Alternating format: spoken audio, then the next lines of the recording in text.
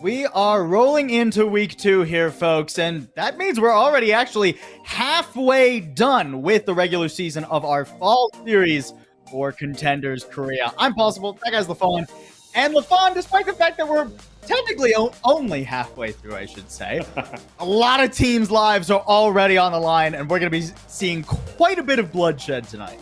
Yeah, I mean, week 1 was a spectacular event, shall we say, in terms of what kind of came through. A lot of sweeps, I have to be honest, a lot of sweeps. It was not close week 1 in a ton of the games. I think we had one map 5, so that was kind of fun. But in general, it did trend towards teams at the top end being able to take down teams at the bottom end. A couple of surprises here and there. I think FM comes to mind as a team that has been more of an outsized impact relative to their expectations. Other than that, though, I think it's mostly followed, bar one, mostly followed a trend that I think we could predict coming into this season. Were you thinking of Panthera? I am thinking of Panthera. I was thinking of Panthera just a little bit there. They haven't quite had the start we expect from them. They're part of that pantheon that comes back from the Overwatch League knockouts. Not off to a very hard start, you know, 0-2 to start it off. But somebody's got to start 0-2. That's just how it goes. And their season isn't over just yet, and they have a match later today that we're going to be seeing. But the other thing that I think that has defied expectations a little bit is, you know, we are on the live patch here for Contenders Korea. If anybody is just tuning in now, this is a sneak peek at what the next segment of competitive Overwatch is going to look like. And we were told that it would be a lot more Zarya than we ended up getting. Contenders Korea, it is far from a singular stale meta at the moment.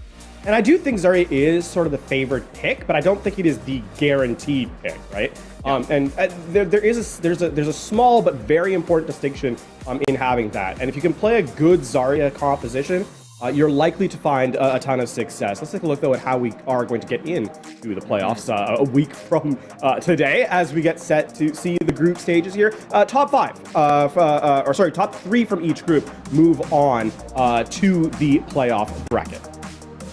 Yeah, top 3 from each group, and again, we have those 5 knockout teams and then 5 coming up from the WDG Open. If you're first in your group, so if you're probably poker face at this point, we'll see what happens with Group B, you get to skip the first round of the playoffs while the second and third place teams from each other group battle it out. Now, of course, if you're 4th or 5th, you just don't get to go to playoffs at all. See, they're not on this bracket. They won't go. And they won't even have a very good chance to get to the WDG Esports studio on land for the grand finals Sunday. I mean, 2 weeks from, I guess it's technically yesterday now because time zones and things like that. But hey, less than 2 weeks then, LaFawn. And one of those is going to be very busy. Yes, indeed. I mean, we still have to run through the rest of the group stages this week, right? A couple of days here, and then we move on into the single elimination bracket that does culminate, as you highlighted, in the finals on LAN. So a very exciting, very busy final send-off, I guess, to the Korea Fall Series. Though, let's take a look at the group standings. And as you can kind of highlight, Group A, I don't want to say it's like fully locked up because there's always a chance, but Poker Face looking like the dominant favorite there. We definitely have some top heaviness, some body heaviness, and then FM comfortably splitting the difference between those two segments of teams. Panthera Revival, they're going to need to fight really hard to try and squeeze into that 3rd place spot. Looking over at Group B, on the other hand, Dreamers have broken away from the pack a little bit. Now, SPG not far behind, but they certainly had more contentious games in their first 2 sets there last week. They were the team that just barely won that map 5 that we were talking about, and then even a 3-1 thrown into the mix there. So not super clean, but hey, a win's a win, right? A win is a win. And I mean, as we get set to look at today, right, these are games that have a ton of meaning, right? We did see the fact that, Lemix probably on last chance here. A loss today likely seals their fate, and the same is true for Panthera at the bottom there in Group A at the second match of the day. So, here on the first day of week 2 of the fall series, games that matter tremendously for the standings, though, as of course we will start off with Lemix FC taking on Simprissa Gaming. I mean, this is not going to be an easy task for Lemix. It's a tough group, right? Them and J&GK versus 3 teams coming back from the knockouts, a lot of which made some upgrades coming back from knockouts. You know, young players that couldn't play in Overwatch League getting into the mix. Lee Soo-min coming back to SPG, which we'll take a look at later on, right? So Lemix, certainly a tall task to ever be competitive in this group. But, you know, these guys, if not necessarily as strong in the Overwatch maps as they could have been, they have strong personalities at the very least. Grace, and you know, was pretty convinced moving into this season that everyone was underestimating them, that they were going to 3-0 sweep everybody. It didn't quite work out that way, at least to start it off. But, you know, if you can 3-0 your second week, maybe, you know, just a late bloomer on that one. And I mean, I do think that they're correct in terms of the fact that they were a team that was able to perhaps perform here as we get a look at our match preview. I believe that 16 refers to the amount of mathematical possibilities for Lemix to actually get into playoffs. Yes. But I mean, they're shooting better than the Avengers did. So they got that going for them at the very least. Yeah, that's your. Still not many. I mean, the one caveat here is that I do agree with Grace that they're a team that shouldn't have been underestimated, and they weren't. That is the big thing, right? Coming in, there were flashes of brilliance from Lemix FC. You know, even though they were down 0-6 in map score after week 1, they were playing some maps close. It's just a case of, like, in Final Fight, multiple times in Final Fight on Control, on Hybrid, they just weren't quite able to push it over the line. And a lot of that comes down to the fact that other teams are preparing for them. So, you know, maybe, I mean, Lemix is correct in terms of that they've got the talent there to kind of compete. The truth is, though, is that when you put a kind of target on your back, everyone is going to make sure that they're, you know, ready for that. And for Lemix, that's a tough place to be. Unfortunately for them, you know, there's no more excuses left. They have to kind of win out from here. And they're a pretty green roster, which isn't just, you know, a pun about the color in their logo. Not a ton of experience comparatively to some of our other teams in the fall series this season, right? You know, Soki-chan, Empire, Taylor, Osiris, these guys have barely any at all. Even Grace, the technically most experienced player on this roster, has really only played, what, season and a half in Contenders Korea, and that's just this year. It's a lot of weight to put on the shoulders of relatively inexperienced players. I think Grace not only has been really fun to watch in a lot of that personality, but has been phenomenal on the tank. That being said, their competition is no joke. Milgaru, Wu-Chan's, Lee Soo-min, if you've been around Contenders Korea, or if you've watched the Overwatch League knockouts, you'll be familiar with SPG. They were one of those Contenders teams up there. KSJ and Argon starting us off today. That's what SPG have been doing on Control. They like to run KSJ and Argon on the Bastion and Symmetra, respectively. We'll see Aiden, although a little bit later on, probably. And if I have one critique, actually, for SPG, this is a roster that came in with high expectations, right? This is a team that should have really been at the forefront of their group, and they struggled. They did struggle in week 1. So the question now is, have they, as they trend towards playoffs, pulled the SPG Classic, where it's a slow start trending into a much stronger finish, or is it a roster that has sort of waned from its very peak to a now more consistent average that, even though they're still winning, is not quite as comfortable as it might have been in the past?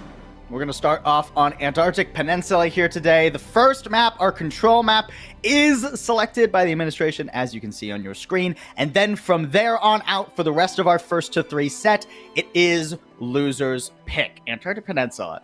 This is, I think this is only the second time we're seeing this on this current patch, the live patch, Lafon.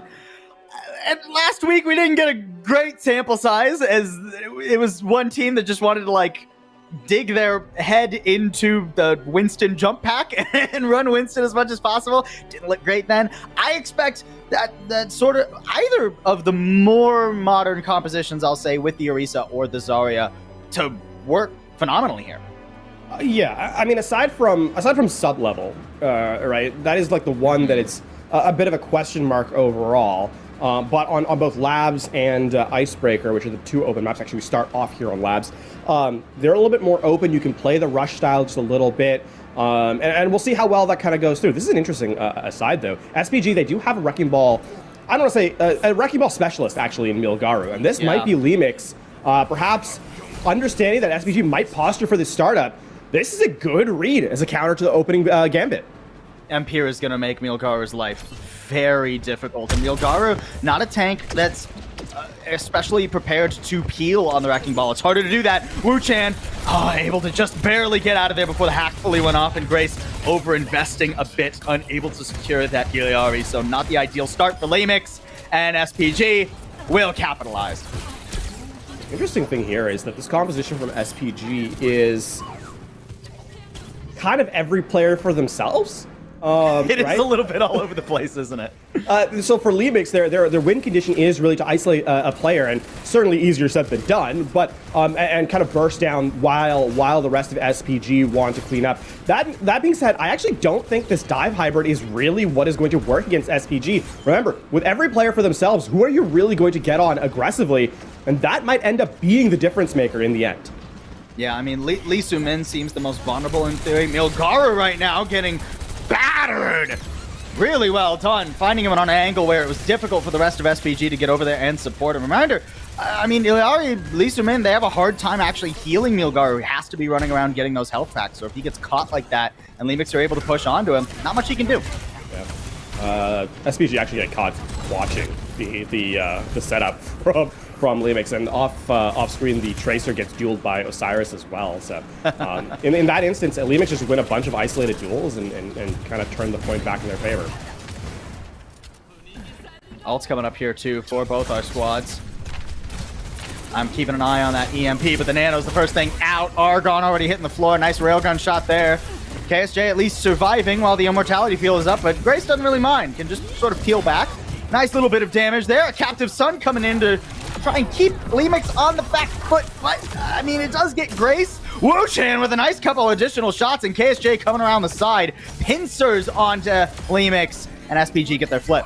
Weirdly passive from Lemix again. It's not like they didn't have utility, right? SPG seemed to be willing to invest after Lemix brought in the Nano, and Lemix just kind of watched SPG take space back from them. So perhaps just not quite expecting the pressure. Now, I mean, we're setting up for an EMP fight here. You kind of want to see the dive come in on the high targets. This is unlikely to get anyone. Yeah, no, I mean, just annoying Osiris more than anything there. This EMP does have to be the difference maker. I like this. Solo target Lee Soo-min. Just solo target Lee Soo-min. There it is. Hey, yeah, no, slap that Baptiste into the wall. Turn him into an art decoration. Soki-chan does fall, but with KSJ so low. Oh, the healing. Oh, and he didn't walk over the health pack. It was right there, but it's okay. It's okay. SPG are stabilizing regardless. Milgaru has been doing work in the back line alongside Argon. And with us at 87%, Lemix already feeling like this first round's going to be tough enough. Yeah, that was 3 ults for 1 kill from Lemix. I want to say worth, but it wasn't. It wasn't. Not quite. And now this overclock really has to put in overtime, as we're in overtime. This Matrix makes it hard to truly commit to a dive. Oh, even with the block out, Grace can't get around the corner. Ant Matrix Bastion is just absurd, even on the live patch. They didn't nerf his damage, folks. They did not nerf that at all. So SPG with a solid start. I liked the idea of the setup from Lemix FC. This has really been sort of their Achilles heel this season, is that their setups are fine, actually. It is their tempo that is the issue.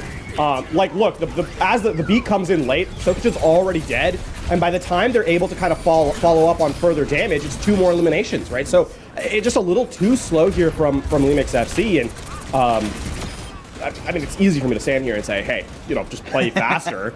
But, SPG, they've played against some of the best teams in APAC. They're not going to allow you to set up and kind of take fights to your advantage. One more chance here for Lemix. A little bit of a pivot in the composition. The Torbjorn comes out to, I guess, give Argon a little bit harder of a time, but it doesn't really matter when KSJ is the one dumping in damage. Already 2 down. Lemix hardly even got to see the point. I do not like the Sojourn Torbjorn hybrid here. The previous point, you actually had a way to set up on a player who was like off on a flank, right? And yeah, there it is. Lemix will actually switch up compositions now as a result. But this goes right back to the concern we had. The Sigma is not bad, don't get me wrong, but with no Lucio, it can be so slow. I mean, trying to just walk on top of KSJ, at least you have the kinetic grasp, a nice accretion too.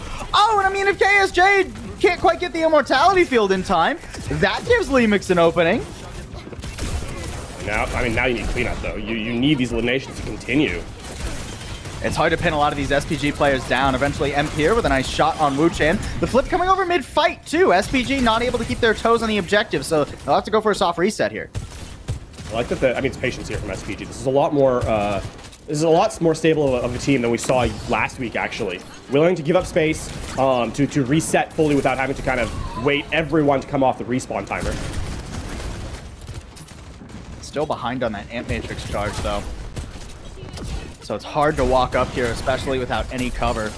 KSJ, I mean, metaphorical tank rather than a literal one. Oh, Grace gets obliterated. Couldn't pull out the kinetic grasp in time. A nice pulse, too. So well done by SPG. They use those resources the second they get up to them. Very efficient from SPG. And hold on, what's Lee Zoomin doing there? Don't worry about it. Don't worry about it. It's tough for Lemix, right? They don't have a fast-moving composition. Oh, nice. Actually, quick aside, by the way, for Impure. Historically, a hit scan player actually took up the flex position because they needed someone else on the team. So, Acker's comfort pick here with the Sojourn. Yeah, I mean, nice stuff, but unfortunately, Taylor not able to get out of that artillery. Here comes the overclock, and it's withered away so quickly. The Sigma Shield just cannot last in the face of KSJ's Bastion. A lot of attempts here by Lemix to try and get rid of that brutal threat, but it just wasn't meant to be. Not a lot of mobility from this team, right? And then once they get out of position, how are you going to clean up? These staggers are brutal. Surely that's the map, right? It's gotta be, right? We're at 80%. Not really any ultimates other than the Molten Core here for Lemix. Grace now going over to the Desperation Doomfist to even try and touch. As long as the counter is still going, there's still chance. Bro, that's a minefield and a Captive Sun in their spawn. SPG are taking no prisoners. They know their games last week weren't as clean as they maybe would have liked.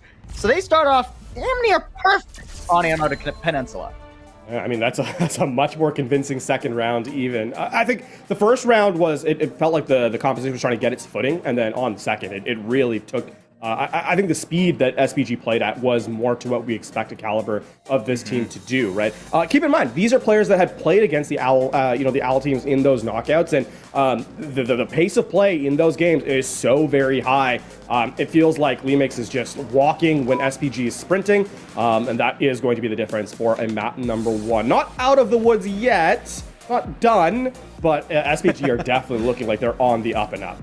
With every map lost, those 16 possible futures shrink and shrink and shrink. Who knows where they'll be at the end of the night. We at least need some map wins, if not just a full-on series win for Lemix to keep their playoff hopes alive. And it still feels like Lemix are a little bit non-committal on what compositions they want to run, right? It's very much practicing 1,000 kicks instead of one kick 1,000 times. Whereas you look at SPG, they know exactly what they enjoy, what heroes they want to run, and that'll bolster their spirits going into a map number 2 when we come back from this break.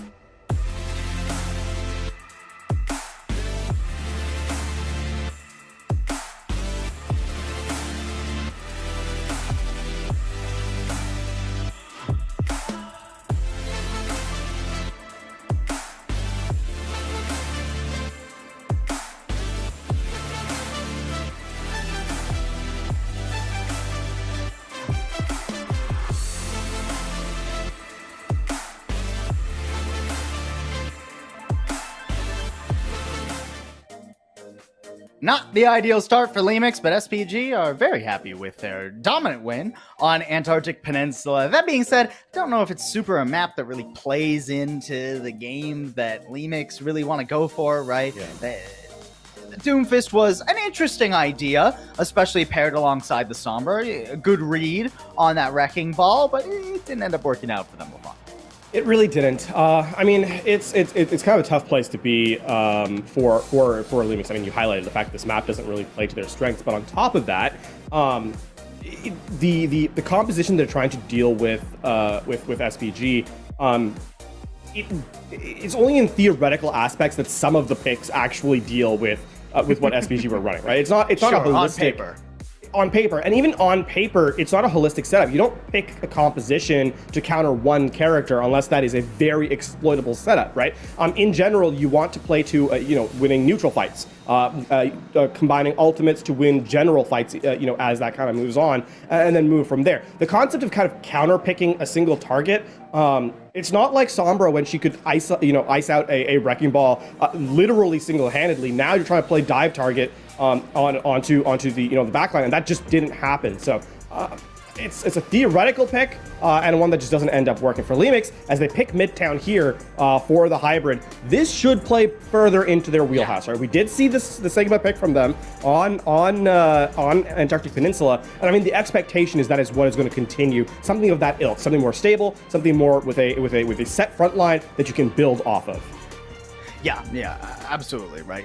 Sigma has long since been one of Grace's better picks, so no surprise as Lemix go into Midtown that they want to try and lean into that style. We've seen some pretty alright defenses from them here as well in their match versus Dreamers last week.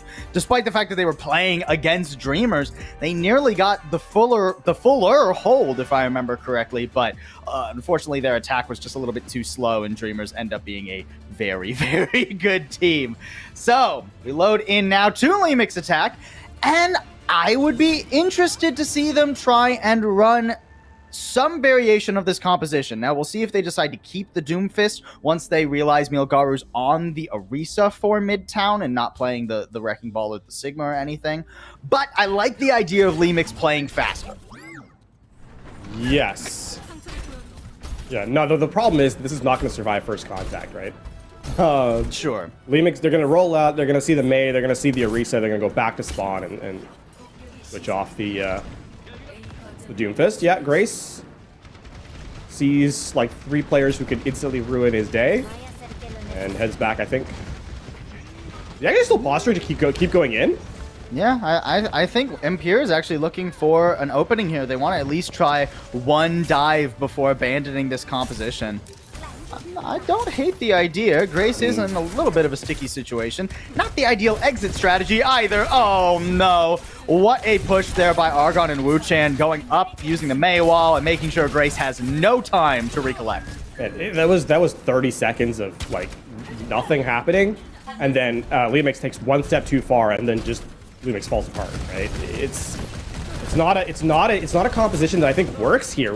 We need to, I don't want the Doomfist doesn't actually do anything in the setup, right? The Zenyatta is an interesting swap as well from Taylor here. Theoretically can put a little bit more pressure on Milgaru, but how do Taylor and Osiris ever get through this chokehold, right?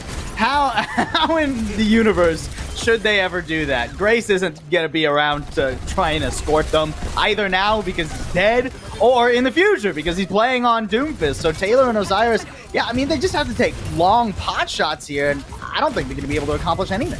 Half their time bank is gone, by the way, and now is when they switch. It's, yeah, like another stagger. Sometimes that how it be.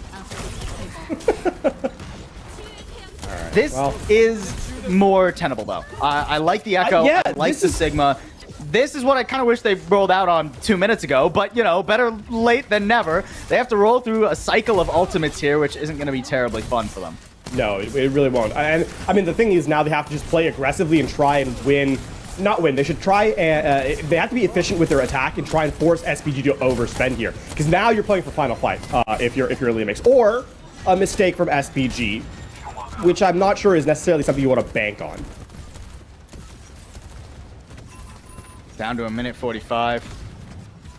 Okay, Lemix needs to do on something. this entry too. SPG are content to just hold back here, right? I mean, they're not the ones with the clock giving them pressure. Now they're going to use the Ant Matrix. They get tired of waiting, tired of shooting fish in a barrel. They'd rather blow it up with some grenades.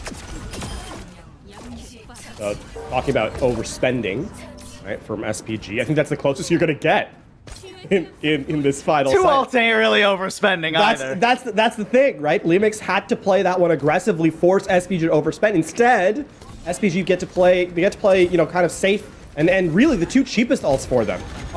Terra Surge not, you know, a great game changer, and Ant Matrix is sort of a by the way. So for Lemix, here's where they have to dump everything. They have to use all 5 ults in this fight just to get this point, or the point's over. Oh, Taylor. Oh, okay, Taylor at least gets out of that. A dupe on the Mei, too. And Pierre, if he can get a Blizzard off, would be nice and helpful. May not even need it. Soki-chan picking SPG apart, just chilling on top of the fire truck. Nobody even contesting him. SPG ran over. It takes 4 ults, admittedly, from Lemix, but they will get themselves a cap. Oh, this is a lease on life, if you will, for Lemix in this setup. A much needed one. You cannot, yeah, the thing is for Lemix now is they need to be more, they have to be more judicious and more proactive in their approach on the second point, because you are not going to get another opportunity to throw 4 ults with SPG responding with, you know, with a artillery strike as a win condition. Even if you do work up to 4 ults again and throw them all in, you need to string together multiple consecutive fights to win this here. Not enough to just throw 4 ults into one fight. That's an interesting Blizzard Argon. Interesting is another word for interesting is code word for not good. Taylor, this is an interesting push. Just walking into an isolated room against a Mei that still has walls up. We're devolving a little bit here. Grace trying to batten down the hatches, but no, the submarine floods and Lemix are sinking. Okay. Wait, they use trance and all that. Oh, okay, that makes sense. The blizzard was used on Taylor. Taylor uses the transcendence to escape it. Okay, that's a lot less egregious in hindsight. I mean, Taylor pushing back into that. Taylor pushing still not back. My favorite thing. No, that is a mistake. That also means that Lemix now will not get a true 5 ult fight or 4 ult fight again, because it will take them until the overtime to actually get that push, which means they cannot string 2 fights in a row together if it requires a 4 ult win. I mean, we gotta see this nano get used sooner rather than later. There it goes, onto Soki-chan. Can he make the use out of it? Here comes a Captive Sun. That's an isolated room. Not quite enough damage to actually proc the explosion, though. Now running into Empire to try and trigger it. A Gravitic Flux punishing SPG. There we go. Lemix, you know, eventually they get SPG to make a mistake, and they will manage to get this payload moving again. Straight up, great fight from Lemix. The first one, actually, of the match that they've had so far. And the reason I bring that up, because it's really impressive. When you take so many losses in a row, it's really easy to kind of get lazy in your fight approach. Lemix don't. And SPG fall prey to their own bait as Lemix get to move forward. Artillery strike, the only thing for SPG right now. It doesn't get a pick. It gets one. Taylor, unlucky, buddy. We've all been there. I was playing yesterday and dying so much to artillery. It was so irritating. Not generally useful at this level, but you can make it work. It very much works. Now, SPG, yeah, they can just fall on top of Lemix here. They're not afraid, even with an anti thrown into the mix. Nice immortality field. 1-for-1 trade, but Grace pinned to a wall and put in the blender that is the Javelin Spin. Bastion combo. Less than 10 seconds now for Lemix. Soki-chan with a nano. Nice shot. Hold on. Opens it up. Somebody's got to get to the payload. Somebody's got to touch just barely. The Transcendence gets there. A nano overclock. Okay, both run out for Soki-chan, so he can't step up to fight KSJ head-to-head. And then Argon swings around with a Blizzard here to ensure Lemix don't get any further. A valiant second effort on second point. But Lemix, only 91 meters to their name. This is the unfortunate truth about Midtown, is that the Midtown tunnel is the ender of pushes in Overwatch. One of the most difficult points to assail, full stop. And the fact they just don't have any momentum after first is what really ends up letting Lemix down. So I mean, you hate to play what if, but what if you switched off that composition a lot earlier? What if you had an extra minute to work through generate ultimates, right? What if you didn't have to have 4 ults to break open A? Still, Lemix will take that progress that was earned, and hey, considering how they looked on defense in the past, this is not unwinnable for them. Look, we started the series with the Avengers reference, so I'm going to keep it going. We can't look at all these alternate timelines for Lemix on their attack. What we can do is question the timeline they're choosing for their defense. Now, previously, when we've seen Lemix here, it's been that Sigma. It's been a very solid composition. I don't know what cooking course they took that made them think this composition tasted good. I really don't know what kitchen they've been practicing in. This Doomfist has not worked for anyone in Contenders Korea, and it certainly hasn't worked for Lemix today. And I think the thing, too, is it's ignoring what SPG has been playing on this map. SPG has not played the Wrecking Ball on Midtown. Yeah. Right? There was one instance where it happened, but that was as a response to something else. They have never willingly opened up. It's tragic, too, because if Grace just swapped to the Sigma, I'd actually love this composition. Yeah. A Midtown defense. You'd have Grace holding the line, and then so much long-range damage to poke at SPG while they try and make these rushes happen. Instead, we've got a very aggressive snowball comp from SPG. Where do they want to put this teleporter? Who do they want to try and run on? They know the supports are back here. Taylor stomped into the dirt. Not a chance in the world. Nice little shot, though, from Ampere. He's really been nailing it on the Sojourn today. Love to see him back on something he's very comfortable with. One tick already taken for SPG. They are a little bit stuck, okay. But, I mean, to be stuck on the objective is a good place to be. And somebody's got to touch. Somebody's got to touch. Okay, nope, okay. And here's where it gets really dicey, because no one actually gets to the objective. They're going to die in the spawn of SPG now, and that means they actually only get one more fight. They only get one more fight. This is just a catastrophic scouting from Lemix, from out of game to in game. This is not a good setup from them. There's something to be said about practicing a composition for a week and being really confident it could work. But no plan survives first contact with the enemy, right? This plan has been shattered by SPG. And so is Osiris. Osiris blown apart. And now as the payload rolls into the final objective, Grace makes the switch over to the Sigma. But it's too little too late. They have nothing. I mean, Blizzard Online too, right? You just force the cart here. The second Grace goes over to touch, I mean, he's trying to take control of the ground right now. Oh, no. He's whirlwinded back into the enemy team. The Blizzard's going to lock him into a room of death. No chance for Lemix to help him or even think about contesting. SPG are wasting no time. And for SPG, I mean, this is what we needed to see from them here in week number 2 after... I mean, calling it a sluggish start is perhaps overstating things, but certainly not the flawless expectations that we have of them. For now, though, SPG are on a mission to close this one out as they find themselves at match point in nearly a record time. Aside from one objective given up on Midtown, it has been a lockout. And hey, now as we head to the third point, flashpoint, an opportunity for Simprissa to close this one out. Yeah, absolutely. SPG, a bit of a rocky start last week, but they also had some hard competition, right? They start off against Euphoria. It used to be known as Rhodes for anyone maybe just joining us this week. Another one of those Contenders teams coming back from the Overwatch League knockouts. Then they play against JNGK, who have been a very pleasant surprise thus far this season, right? So understandably rocky in the first week. Here today, SPG look damn near flawless. There's one weird fight in that entire mix, and otherwise SPG, they're looking to clean this out and get us on to match number 2, lickety split, after this break.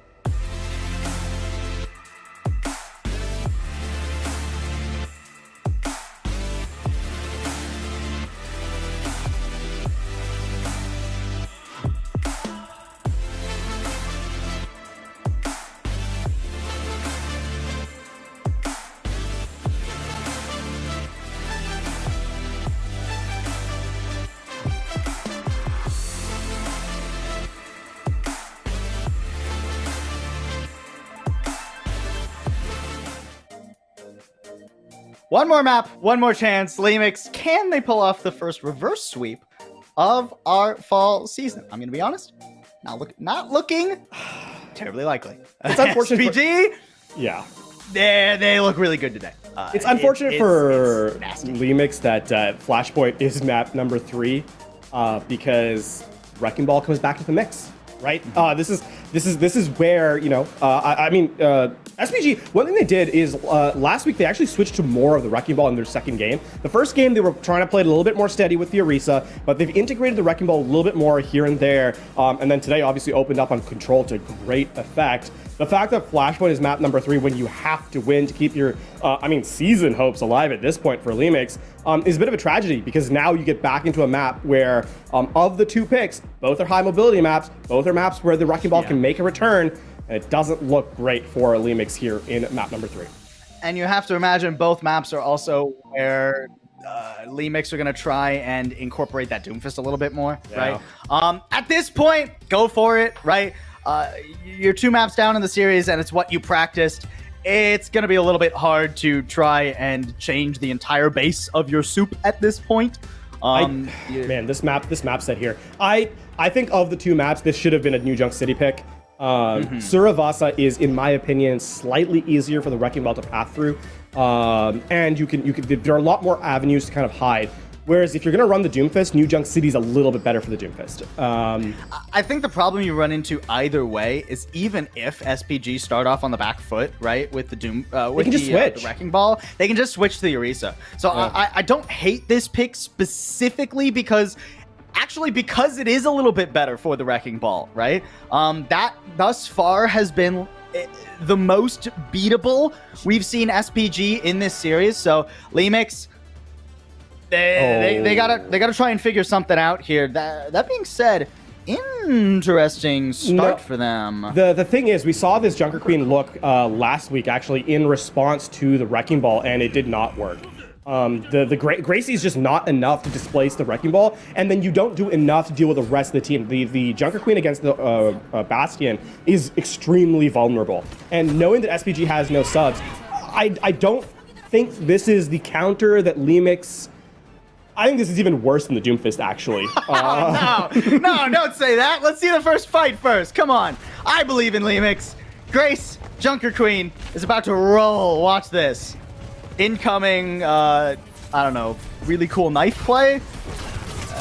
Okay, already a pretty solid dive here. A lot of pressure on Impure. That's not where the Sojourn wants to be, up in the mix of things that closely. But, or maybe it is. Maybe I just don't know Impure's game. Woo, all right.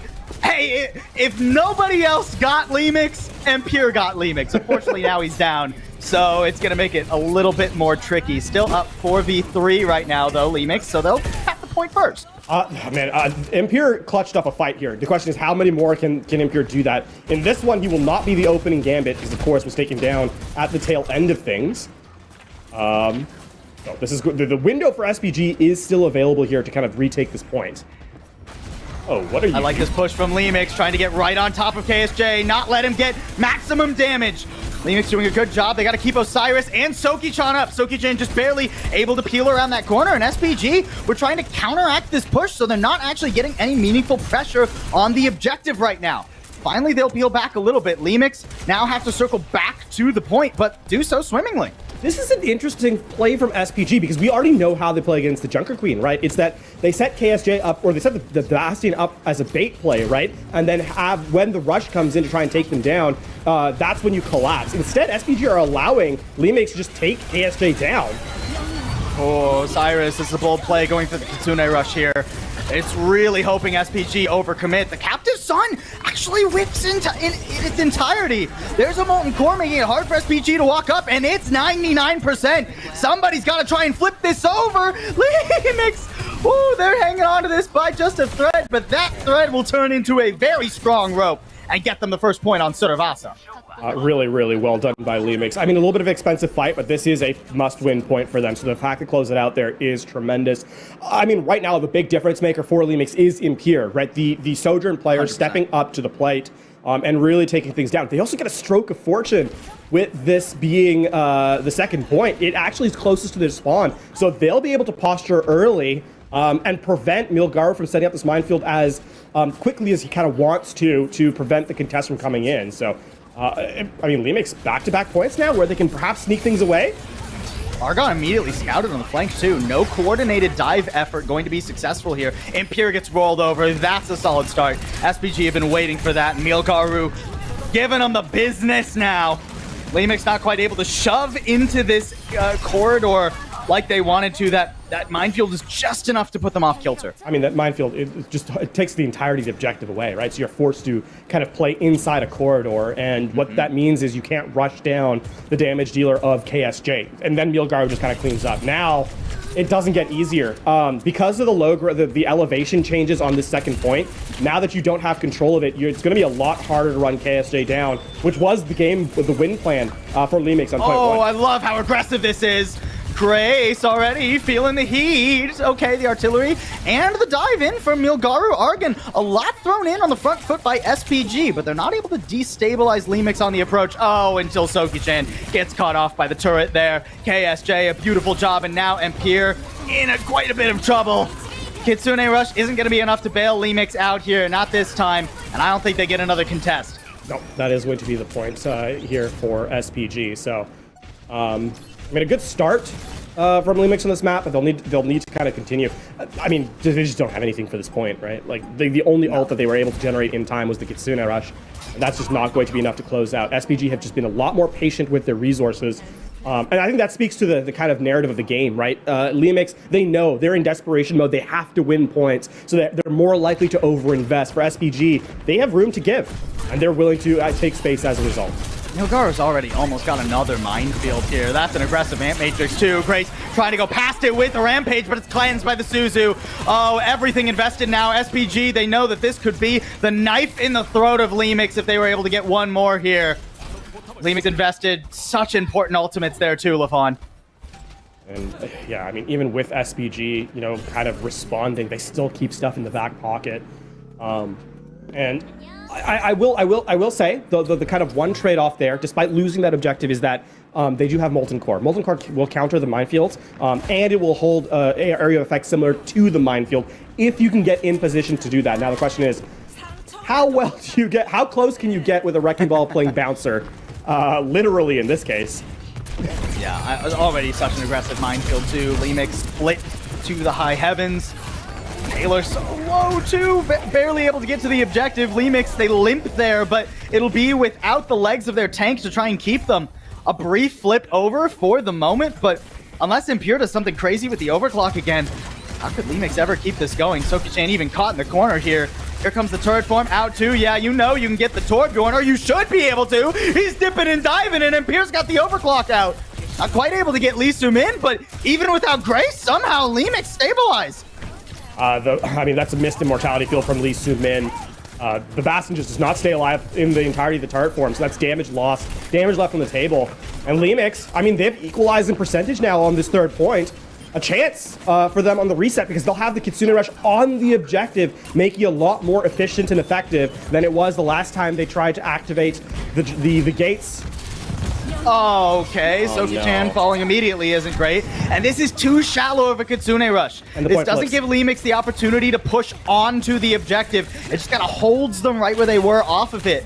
SPG have flipped all the way. Meanwhile, not a half bad shot from Empire and the sound barrier to try and keep Lemix going forward, catapulting into SPG. Empire, though, he needs one more. He's sliding in, but he's ever so low. He gets the shot on Lee Soo-min, but it's just not quite enough. Not with SPG holding strong. Taylor, and Soki-chan, hold on, wait a minute. That shotgun's deadly in close quarters, but Soki-chan eventually falls. Taylor, the only one hanging around. He's just booping SPG off and desperately trying to flip this back. Does he actually get the flip? He does.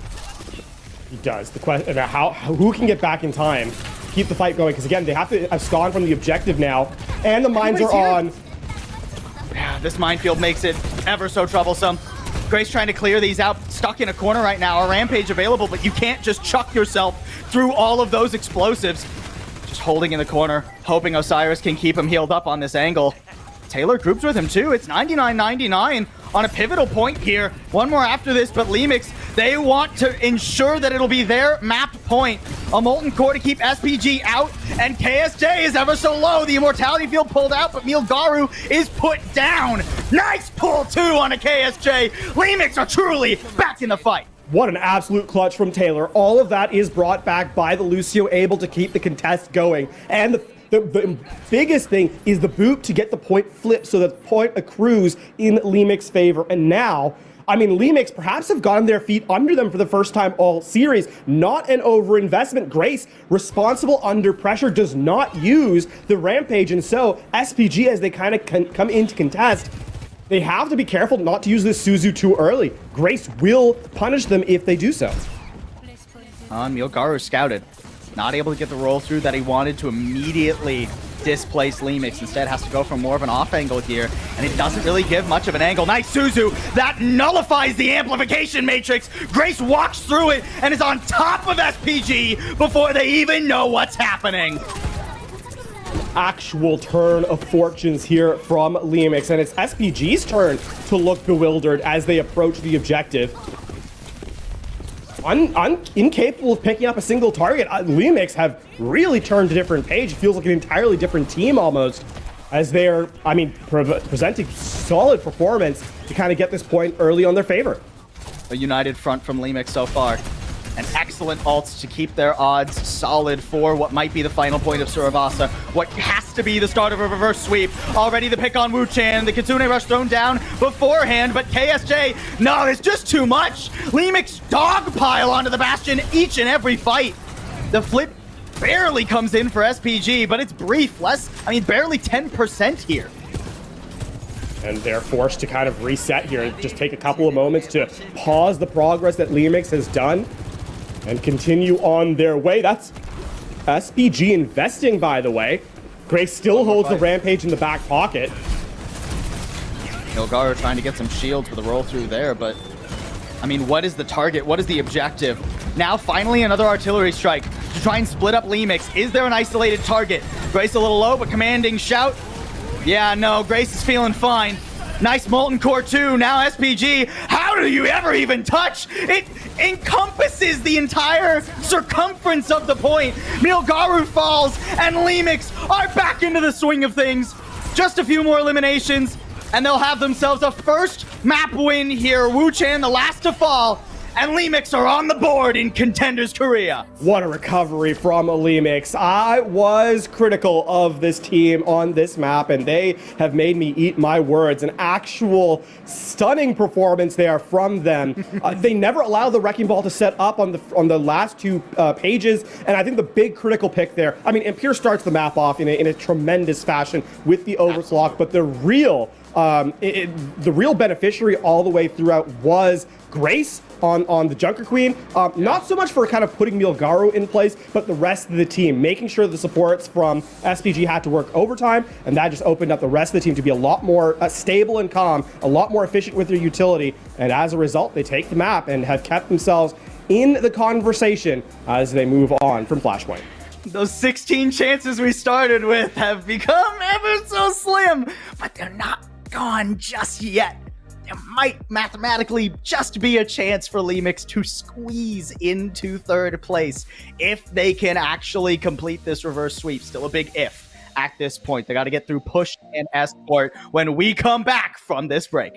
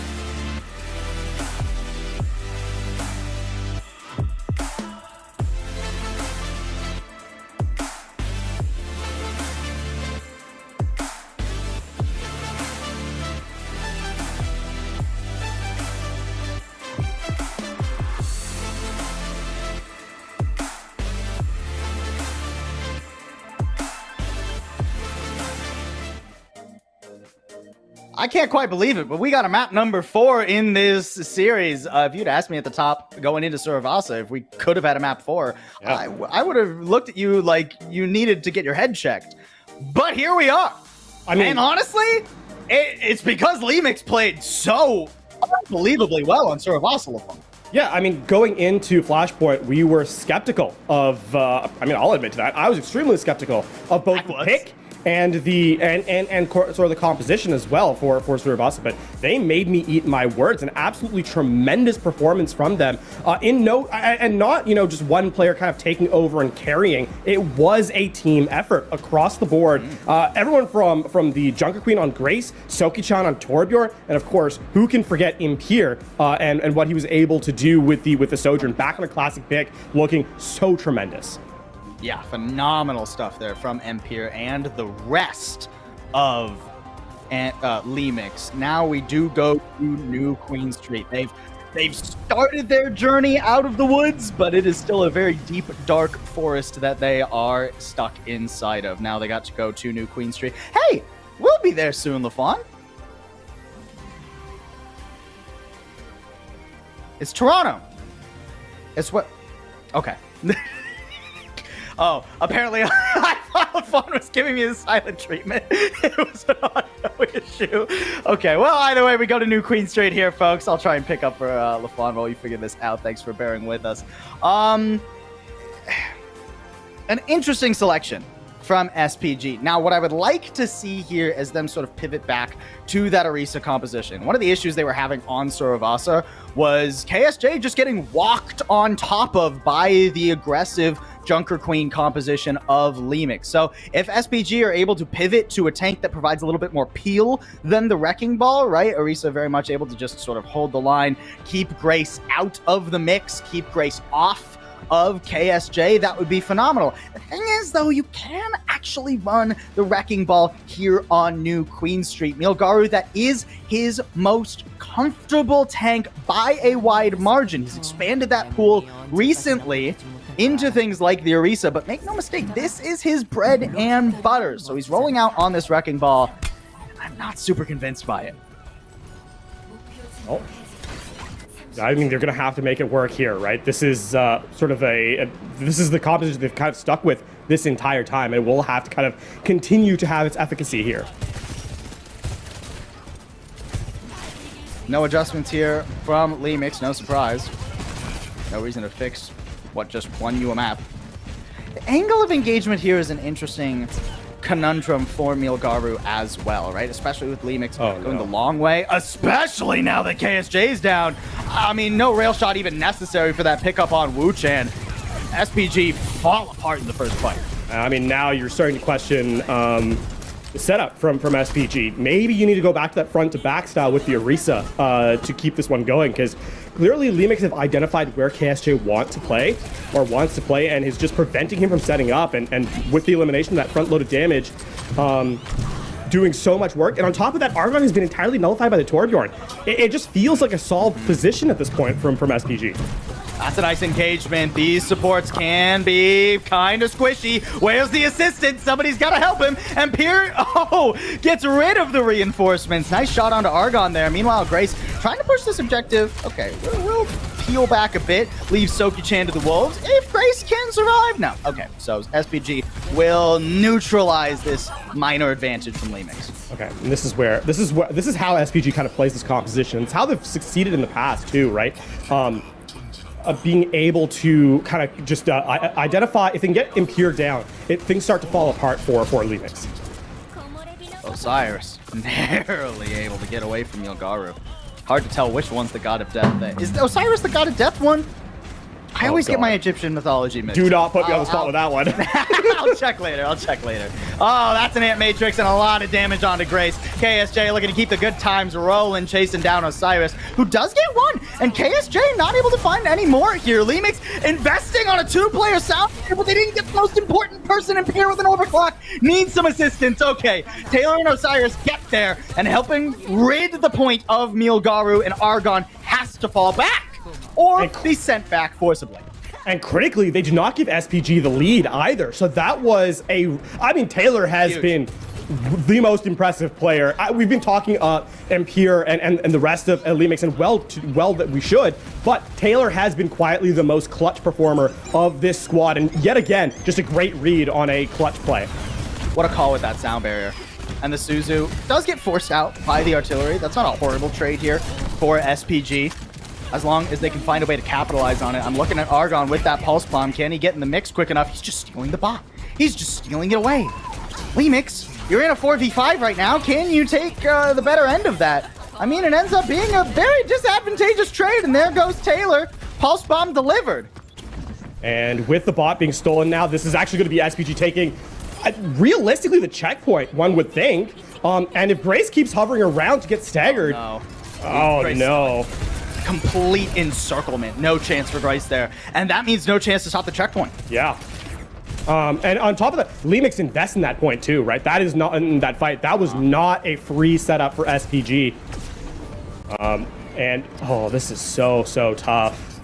I think the big part of this point, or this side of the point as well, is Argon, who was very quiet on Suravasa, is going to be unleashed because the turret is just not keeping as close a tab on the Tracer on the flank. Because the sightlines just aren't very good. Ooh, okay, KSJ cut off, and another little bit of a late immortality field. That's the second one we've seen from Lee Soo-min thus far. Wuchen from behind, actually able to turn the tides of this fight. Argon now putting a stop to the bot, which is trying to be absconded by Lemix, but they don't have enough health to make this happen. Ooh. And I keep in mind, this is the checkpoint that was earned as well. These trades, I mean, it means that it's not gonna be like significant lead gain for SPG. But realistically, they just need to make sure that Lemix doesn't take the checkpoint away from them, right? And they've done so quite well. So it's on the back foot once more for Lemix here. They've been on the back foot all series, though. Their calves must be getting a lot of workouts. KSJ still on that high ground despite a well-thrown knife by Grace there. Grace and Gracie. That's kind of funny. And I mean, it's hard to dislodge SPG from this position, right? Even if you start rotating on them, which you see Lemix doing. There's an Ant Matrix ready and waiting. Immortality field ends this time. Oh, it's a slaughter massacre. Both teams being blown to smithereens. And it's just the tanks left standing.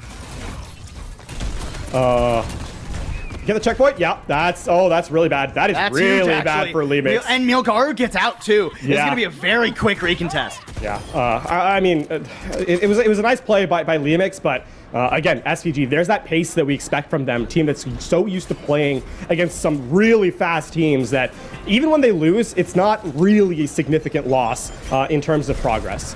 Oh, bye. Stuck there too. Yeah. There's nothing you can do. Not in that situation against so much damage and an artillery strike.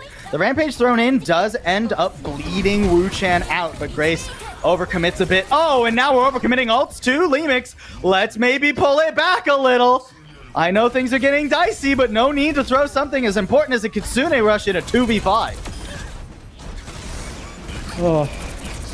What a cheap fight for SPG. I mean, straight up the worst ultimate in the lobby is the artillery strike. So to have it win a fight for you, right, you know, is tremendous. And I mean, to trade it for something as important as the Kitsune rush. Yeah, and the Rampage too. Yeah. I mean, granted, that's a bit of a... Milgaru set up behind now too. I mean, this minefield is a nightmare to deal with. And Taylor, they know he's got the sound barrier. He won't get a chance to drop his beat. Oh, the music, it's a deafening silence instead. This is where the sort of the state of push comes into play, because for SPG they're still playing, you know, aggressively, but they don't have to kind of take space in the bot. They just have to keep the objective in Lemix territory to kind of wait, you know, take time away. And for Lemix, they're running out of it. 3 minutes left. That's not a lot of time, and they still need to win like 2 fights to be able to take this lead. And this rotation didn't work last time. It's going to be tricky to pull off here, too. Especially, I mean, look at Wuchen. He's hungry to throw the Fury of the Sun into Lemix. Chases them down. Nice sound barrier. Well done by Taylor, and that gives Lemix a fighting chance. Can they capitalize? Milgaru's the only thing annoying them right now. Lemix, you need a more viable target than that. at least they force Milgaru back, and that gives Lemix room to breathe. A nice pull. KSJ has to have the immortality field, but it won't keep him alive for long. Argon diving into the backline, gets Osiris down, and now Lemix, they're on borrowed time. Can Ampere extend their clock? Seems to be doing pretty well so far, and SPG are out of there. They're trying to retreat best they can. That is such a that pick was such a or that last pick rather is what is going to give Lemix the opportunity to take the lead here, because it was onto Wuchan as the payload flipped over the center line. That means that forward spawn is no longer available, so checkpoint should be earned here for Lemix. Contest coming in. SPG don't want to give this up without a fight.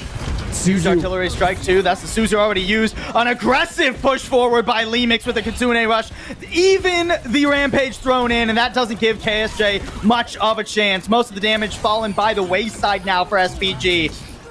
And yeah, even with a minefield, I mean, this just stalls more than anything, but Lemix, they've got this checkpoint under wraps. They do get the checkpoint. Is there a contest available? Milgar is the last one down, so actually no. Lemix will take the lead here. And that bot takes a long time to reset, and Milgaru is very fast. One more chance, but not much to bolster it. I mean, we're a couple key percent away from these ults for SPG. If Ampere starts this off with a railgun pick, SPG are going to be on the precipice of a map 5 and a potential reverse sweep. Milgaru needs to live. He's got to get out of there. Okay, Ant Matrix thrown in, but the pulse bomb. Oh, Taylor, I think he slid into it. Uh-oh. Lemix, so close, just 2 meters from taking the lead, but they can't convert. Now there's only 60 seconds left. And so, this is falling apart. This is not done yet, though. Lemix has a path back into this map. Keep in mind that they had forward spawn that just now ticked away. So their respawn, Taylor should be back in very, very swiftly. And a neutral fight here with the overclock, or rather neutral territory win with the overclock, is what could push Lemix over the edge. And Pierre was the hero in map number 3. Can he do it again? You can see them pinging it too. Argon with no recall can't keep the bot stalled any longer. That gives an opening. Here comes the overclock. KSJ, immortality field. He's knocked out of it, pulled out of it. Oh, no way. Lemix, how have they done it again? Milgaru's trying to keep them at bay. He knocks 2 off the map, and Pierce flies back to his team, and the healing is there. Osiris still alive, but somebody's got to get the bot moving. Milgaru wants to stall, but he needs to live. Oh my, Appear, once again the clutch player. The thing is those 2 picks that Milgaru got enough to prevent Lemix from coming back in and contesting? Keep in mind, there is no animation now. This is last fight. Look at these ults. Lemix, they've got Kitsune Rush and the Molten Core. It's so hard to contest. And another pull. KSJ, he's getting bullied, but a minefield blows away both DPS. How do Lemix convert this? Oh, the Rampage gives him a chance, but no, it's 3v3. Just tanks and supports, and the respawns are so close for SPG. Just a few more precious meters. Lemix, can you get it done? Lisuman hopping around, just trying to keep Grace occupied while the respawns come back. Grace, you gotta get this guy. Okay, eventually gets it done. Oh, everybody's swapping to as fast of characters as they can. KSJ, no use on the Bastion. And Lemix are ever so close. One more map, one more chance to keep their playoff hopes alive. An unbelievable performance from Lemix FC here in map number 4. The reverse sweep, very much a possibility. Remember, at the top of the season, Grace mentioned that everyone has to keep the expectations on them. If you play too close to them, they will punish you. SPG, they take a commanding lead in the first half of this series and have since then fallen to the wayside. A little bit of arrogance, perhaps, like forcing themselves to stay on this composition that seems to have been solved regardless. Lemix will take full advantage and find themselves now 1 map away from the reverse sweep. I mean, let's just be frank here, right? I know you're LaFauna and Paul, but let's be frank for a second. The first 2 maps were not close. No. Not by any stretch of the imagination. We had like Doomfists flying into walls and it wasn't doing anything. But now Lemix just need map number 5 when we come back from a quick break.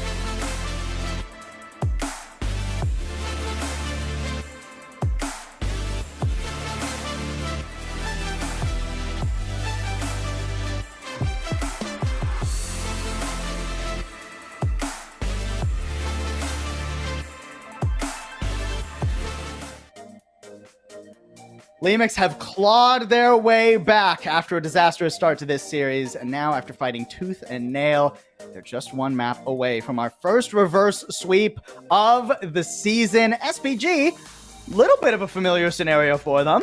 The second time they find themselves on a map 5, will they win it like they did last time, LaFawn? Not if they keep playing this Wrecking Ball comp, I'll tell you that much. Yeah, man. The thing about the Wrecking Ball composition, too, is it's not like the Wrecking Ball is playing badly, right? You have to think that Milgaru is the reason why that last map was as close as it was. I mean, multiple, a lot of those skirmish fights that kind of went on where there were trades was almost entirely because of Milgaru, like 2 on the knockoff on the side of the map. There was a couple where the minefields were really effective. But man, SPG are forcing this composition with the Bastion, with the Tracer, and it's just not been as consistent as you'd like it to be. And I mean, hey, this is no stranger to SPG. In the last match where they went to map 5, there was very much a Mr. Jekyll and Dr. Hyde setup for them, where other way around, Dr. Jekyll, Mr. Hyde. The maps where they won, it looked comfortable. The maps where they lost, it looked a little bit rough. And I mean, part of that was also Euphoria playing strange things. Here now for Lemix, for the first time all season, it feels like they have their comfort picks under them, right? That also plays into it. Lemix were trying to force things in the first 2 games. Here, they actually look like they're playing comfort characters. Why is it that SPG can really only... I mean, against other really good teams, they seem to win maps much more consistently when people try to force Doomfist into them. First it was Sunjin with Euphoria, today, earlier on, Grace.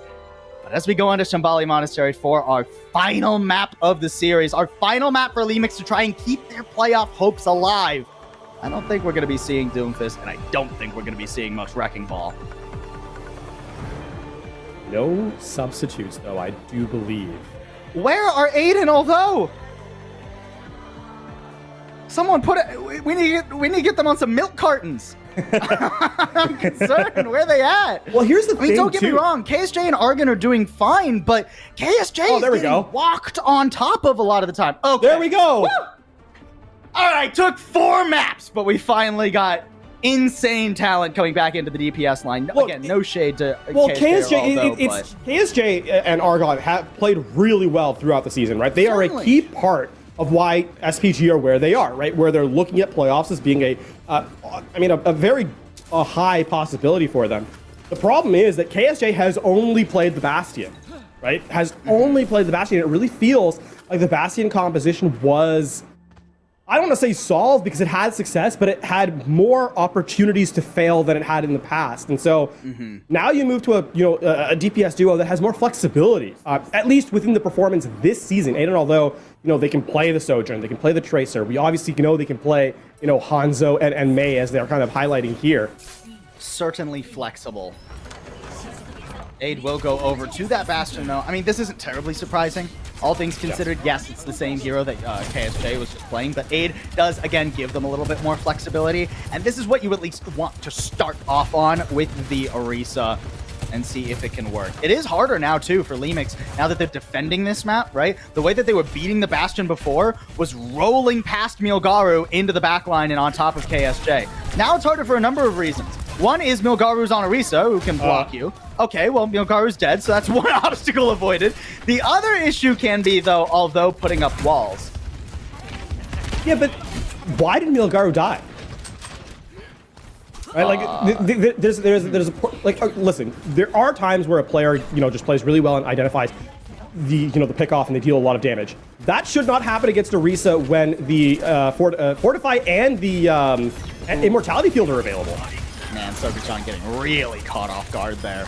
I think just a little bit of displacement from the Bastion grenade means that his rotation was a bit slow. And I mean, without Sokachan, Grace doesn't doesn't have enough meat in the front line alongside him to keep contesting SPG. So it took about a minute and a half, but SPG are moving. I do like the stall there from Lemix, though, right? They played that pretty well, where they kept the payload stopped as they staggered in. And they were able to kind of close it out. Now, Sokachan moves over to a Reaper. I mean, I will reserve judgment because Lemix have made me a believer after the last 2 maps. But Reaper has not been super hot. Armor from Orisa and Bastion, though. Oh, Bastion! Oh my. Oh my. You know, we talk about the amplified turret a lot of the time, right? Amplified grenade hurts too. Fun fact. A lot of damage. And I mean, in a small room, there's nowhere to escape it, so. Yeah. Okay, we need switches now from Lemix. And I do not count the Reaper as a switch. They're gonna play this one more time. They're nearly up to ults here, but that I mean, the can be a big risk. problem. Yeah, the big problem is that you're gonna have to dump like 2 or 3, which is the Overclock, the Rampage, and the Unit Rush. And you expect that at least 2 of them will be nullified through some combination of Immortality Field and the Sound Barrier. Nice push here. That's aggressive. Oh, Aid in a little bit of trouble now. Here comes a Rampage. It goes right through the Blizzard, and that's 4 players tagged. A Sound Barrier out to keep SPG up despite the bleed, and that will be enough for them to weather the storm. Elimination onto Wuchai is also not meaningful enough. It's Lucio who's going to be coming back very quickly. And you still didn't get the Blizzard, right? Still did not get the Blizzard. So here's where Lemix is starting to make changes. Immortality Field, I saw. My bad. This is also now where Lemix is starting to make changes, but it's going to be haphazard. I mean, the Beast rather does not sync up well with what Lemix are running.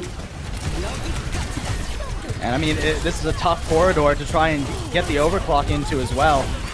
Piercing past a lot of that meat, but I mean, it's a ton of damage thrown in, and Taylor with a good sound barrier. SPG do manage to stabilize, and they get that Blizzard out too. Certainly more expensive for Lemix, but not bad. It's okay. It just kind of continues now. How do you win a neutral fight, right? This composition is really just kind of dependent on having ult economy. Whereas SPG, through burst damage, combination of the wall, as well as the tart form from Aid, they just have more sustain and more burst. So in a neutral engagement where there are no ultimates, they're going to have more chances to close out. Oh no, Soki-chan!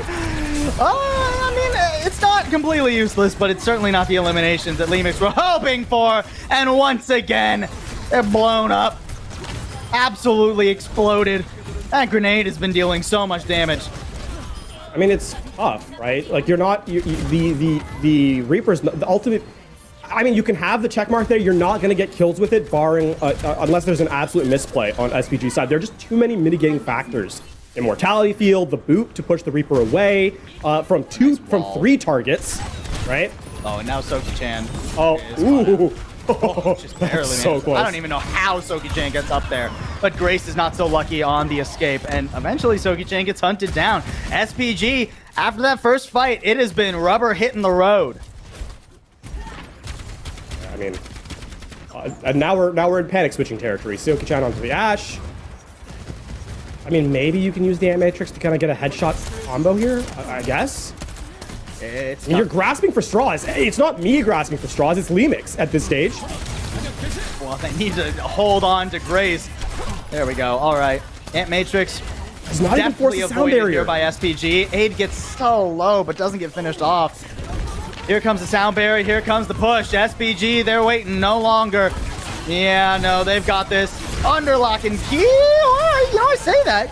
Lemix did scatter pretty effectively, but maybe too effectively. They're not able to support each other or get back to the objective very efficiently. Taylor trying to hold on. He's been an overtime king before in this series, but Aid doesn't give him much of a chance, blows him away. And that is a blistering fast cap for SPG. What a sort of anticlimactic setup for the 5th map, hey? Sometimes that's how it be. Orisa, good character. Now, Lemix, on their first escort map of the season, have to try and figure out a way to push past this brick wall of a composition. Such a nice isolation onto Soki-chan. I mean, Soki-chan was kind of getting read like a book here. I mean, this was right after the Death Blossom that got completely negated by Milgaro, who he knew where Soki-chan was going to be, like he came back from the future to tell SPG about it. I mean, the other, I think that's a cool play, but the big one that stands out to me is in that 3rd point, right? Where Osiris uses the amplification matrix and SPG, they literally just have so much time that they walk away and re-engage with sound barrier. They don't use it defensively. Yeah. I mean, that speaks to confidence. That tiniest hair of damage too onto Aid, right? Oh yeah. That's a lot of the time the difference between a player like KSJ and Aid. KSJ, again, no knocks to him, but is less experienced than Aid, who has been through the ringer in Contenders quite a few times. And now SPG, they're going to go for an aggressive hold, it seems, as well. I can't fault them for it either. Just bleed the clock away from Lemix. Don't give them many chances to extend this map into extra innings. Oki-chan continues to play Mystery Heroes. Ooh, I kind of like this. Yeah, Ampere realizes that SPG have overplayed their hand, and now they're getting picked apart. Really nice call from Ampere there, and now he'll go back to the Sojourn with all that ult charge in pocket. Mark it. The first Widow out of spawn that finds value. Okay. I mean, listen, that Lee Min just kind of hovering out in the open, just trusting that no one is going to shoot at him. Not how it works. Wait, guys, they can't shoot me first. I'm the support, not the tank. That's no fair. That's not Lee Min. That's just nothing, honestly. Symmetra now for Aldo as well. That's a nuisance. Taylor? No. My guy? You get one. Okay, you get one. Yeah, I mean, everybody, gets one. Unfortunately, Lemix, their one has been used now, and Grace has been staggered a bit. And this is a really obnoxious choke to break through, too. Despite getting wiped pretty early, SPG, I think they're happy with how this defense is looking so far. The first real fight of the defense is a commanding reset. Weirdly, despite having lost that first fight, SPG also have more ult charge. Yeah, I mean, because the second fight was a complete brutal wipe, right? And it lasted a little bit longer. And I mean, the other problem, too, with Shambali Monastery is that you get to regain high ground control, right? How are you going to bypass without a Symmetra? So. I mean, Grace just has to try and force into this, and look how he gets juggled by that. Oh, this artillery is trying. I mean, even though it doesn't get the kills, it's just so much damage. Lemix not given time to lick their wounds. SPG tear the wounds wide open. And only 2 minutes remain now for Lemix if they want this reverse sweep. And Imperial is going to be dead. It's going to be caught as a very late stagger. Tries to play his life, and I mean, you just sometimes you have to just admit that it's done, Okay, so things slow down a little bit now for SPG. For Lemix, it's about getting into position and I mean, setting themselves up for success. You want to trade Rampage for Sound Barrier, and you want to open up Imperial to get the overclock later. They're going to speed high ground control and just try to out-rotate this. Ant Matrix now to keep SPG at bay while they try to abscond with the cart. Milgaru doesn't quite read the play correctly this time. Now a TP in, just going straight to their deaths. That lets Lemix break this choke and gives them a chance to cap first. It does give them a chance to cap first, but not a big one. Keep in mind that SPG will reset to high ground control. And now they have the Ant Matrix without cover, or rather Lemix will not have cover to face down this Ant Matrix, and so they'll have to use Sound Barrier. But again, that just means that SPG will be able to use a later Sound Barrier to contest the objective. And oh, I like this play though. Artillery strike to keep SPG busy and thinking about the forward fight instead. And Pierre, did he actually commit to that flank play? Yes, he did. He's up top. He needs to find the headshots. He's been the hero for Lemix so far, but couldn't stop Wu Chan's Sound Barrier. Oh, the first fumble for Ampere this entire series.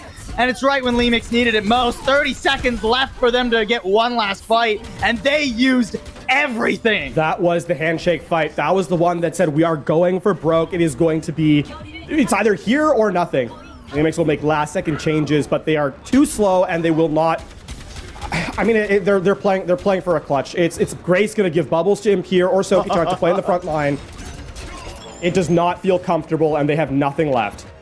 One last Hail Mary. Oh, and this is just rude. Aid holding on to the artillery as long as possible, just to keep Lemix busy. Here comes the shove. Soki-chan, okay, survives. Grace face-checking Aid, but no, not enough bubbles in the world to keep you up against all that damage. Soki-chan split from his supports and unable to be kept alive. Ampere and Osiris trying to get behind SPG, but it wasn't meant to be. Oh, SPG, how cruel you are to give Lemix hope before denying the reverse sweep. It's now back-to-back games for SPG where they let it slip away from them a little bit, but in the end, they close up shop the victor. And Impressa Gaming have put themselves in a position to challenge for first place, or at least the top end of their group. Unfortunately for Lemix, it feels like this is the end of the road here. A hard-fought victory, or a hard-fought loss, but a loss nonetheless. And yet, I mean, what a bright spot for them to kind of roll out towards the end of the season. There may yet be a mathematical chance for Lemix to squeeze into playoffs, but they need a lot of assistance, and they need to somehow 3-0 Euphoria when they play them later on this week. Not an enviable task, and they also need to hope that JNGK has a rough time. KSJ, he ended up having a rough time this series, but make no mistake, in the earlier maps, KSJ was absolutely popping off on the Bastion. And I mean, you know, no faults to KSJ. This is the path of a young player, right? When you're put in a position to succeed, you do tremendously. And then when your opponent counterpicks you, you have to have the flexibility to earn that performance back. So I think this is, as the player of the match, that first half of the series really was KSJ taking front and center position. Certainly. And now has to, I think, with the sort of accolades that this kind of gives to him, the benefit to learn and just become a better player moving in the future, to try and take the place where you can have that flexibility on top of it all. And even on maps 4 and 5, it took the entirety of Lemix dogpiling KSJ for them to actually be able to pull off some of these wins, right? The guy is a menace on this Bastion. That tracking is certainly sublime.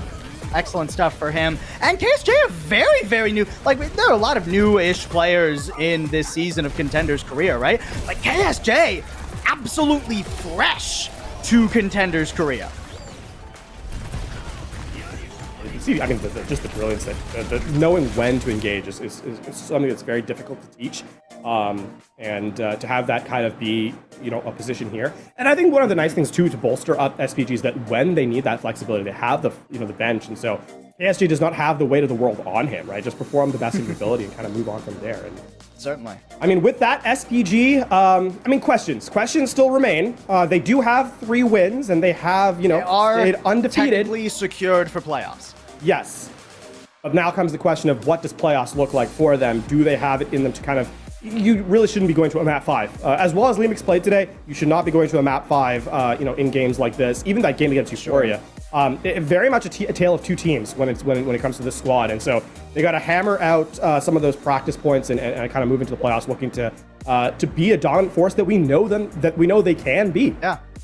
And that's sort of been the call of SPG for as long as I can remember, right? We know what the skill ceiling is. It's just where are we setting the skill floor? Not even in an individual match, but a map, right? It's hard for me to believe that SPG of Antarctic Peninsula is the same one that we saw a little bit later on with Suravasa. But either way, SPG get their win. Lemix are still hunting for a match win, but they get some maps, so good for them. We got one more series for you folks tonight. An important one, too, when we come back from a break.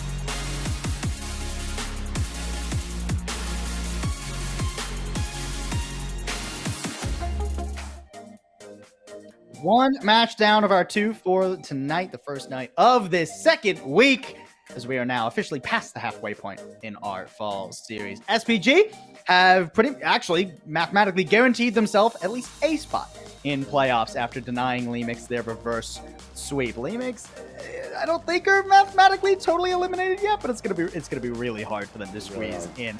Now we move on to our second match of the night. And the stakes are no less high. The setting is no less dire, LaFawn. We've got FM versus Panthera.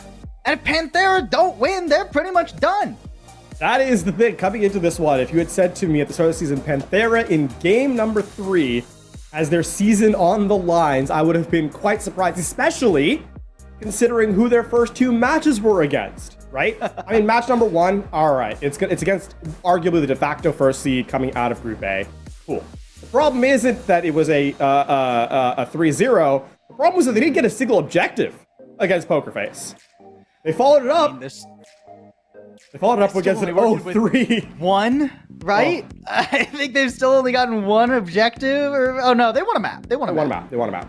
Yeah. Okay, so, I mean, at least it was better. But again, then, they played against Zero, a team that we knew was going to be good. We didn't think was going to look so dominant against Panthera. Yeah. And FM, they're also sporting a loss to Poker Face. Then they got to ease off the brakes a little bit going against Revival, who are the other team that is really, really struggling in Group A right now. So FM, they're walking into this 1-1. They're certainly not cut and clear into playoffs. But if they could beat Panthera today, they'd be all but guaranteed. Yeah, and I mean, here's the interesting aside between these two squads. FM is the team that has made Dive look the most viable in this patch in Fall Series Korea, right? They are more want to run the Winston, to run the Genji, have that look be their style, to go to Meta's Pass. And Panthera have sort of stumbled their way into certain Dive looks. almost by accident of hero pool than any real intention. And so this becomes sort of a matchup of who is going to play mobility best. FM has the weight of history in recency. Panthera has the weight of expectation. I mean, the edge, it's so difficult to call at the outset of the series who should have the upper hand. I mean, especially when we take a look at this match pound for pound, right? Yeah, Panthera, yeah, they're hungry, all right. Hungry for a win. One of our teams coming back from the Contenders, one of our Contenders teams coming back from the Overwatch League knockouts. But FM, after getting third in the WDG Open, made some insane pickups, some insane additions to their roster. You know, they already had guys like KHD and Yapin hanging around. Those are already two perfectly good players, right? I've always been really impressed with KHD's Ana. Yapin, of course, ex-Boston Uprising Academy, over in North American Contenders, did phenomenal over there, you know, when him and Simple were kicking around. But now FM look even scarier, LaFawn.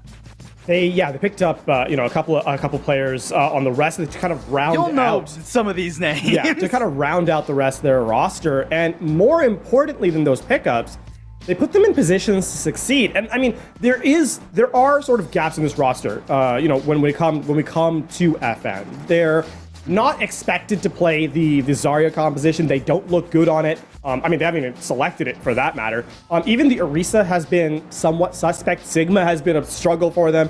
But as we look into this roster, I mean, Gurio has been a hit scan nightmare to deal with. And when put in a position to kind of just click heads, Gurio can and will do that. This is, when it comes to Sojourn, he knows what he's doing, and Dox, of course, has made the Winston look viable, if not necessarily a world beater in this current patch.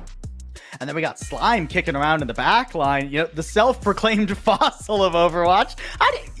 You're younger than me still, Slime. Please don't call yourself a fossil. Ex-Vancouver Titans and such, a deadly team. Of course, Panthera on the other sides of things. We talked about Arpen a lot, but Hidden and Becky, both phenomenal DPS players. Develop, I think there's room for this to be a really good meta for him. An hit scan player, now in a meta where Ilyari can see a lot of play. Ilyari has looked pretty good so far too. Panthera just need to find a way to settle into a competent composition. Yeah, and I mean, Develop also has the fallback of having a really good Ana as well, right? And True. Has a decent Kiriko on top of it all. So it's not like, it's a non-flexible player.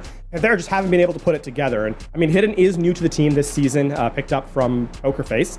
Coming into this one. So a couple of changes here and there, but overall, I mean, expectations for Panthera were high coming into Fall Series, and they simply haven't met them. And time for them the runway is gone. They either have to fly now, or it's into a pretty uncomfortable end staring them down. We will start off on Lijiang Tower for control, and I think this kind of speaks to why we're seeing a double flex support backup, or backline rather, for Panthera.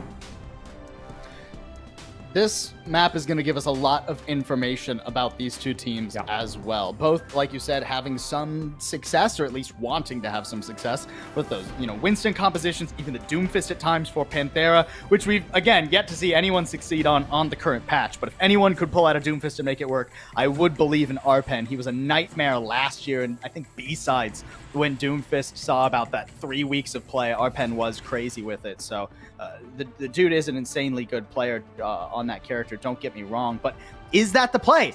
It doesn't seem so. Both of our teams have taken their time off since their last match last week and seemingly added some comps into their roster.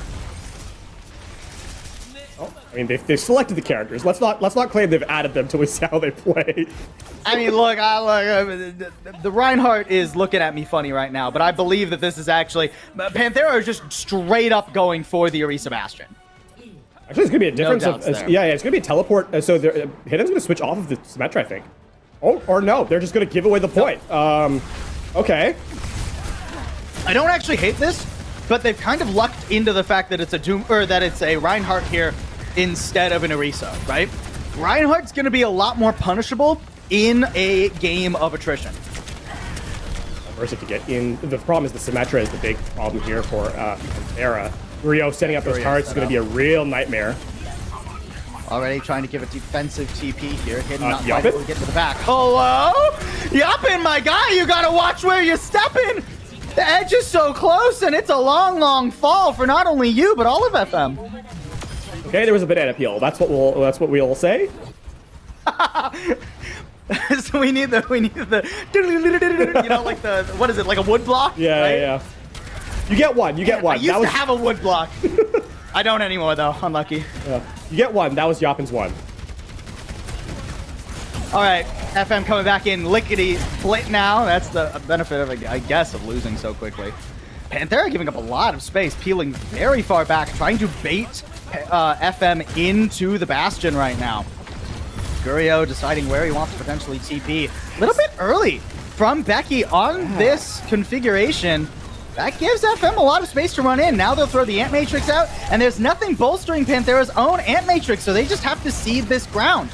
I mean, the contest is happening for RP, but he's so low, he's so low. Oh, he's trying to get Docs off the map, but won't be able to do that or stay on the objective. Now we've got the Photon Barrier expiring for FM, so Panthera can get back into this pretty quickly. Nice energy javelin. This has been going on for quite some time. Arpen doesn't live long enough. Yapin gets enough damage down. And finally, FM wrestle control away from Panthera. That is a really good fight, actually, from FM. That was some tremendous patience, especially after having such a costly mistake to open up the map.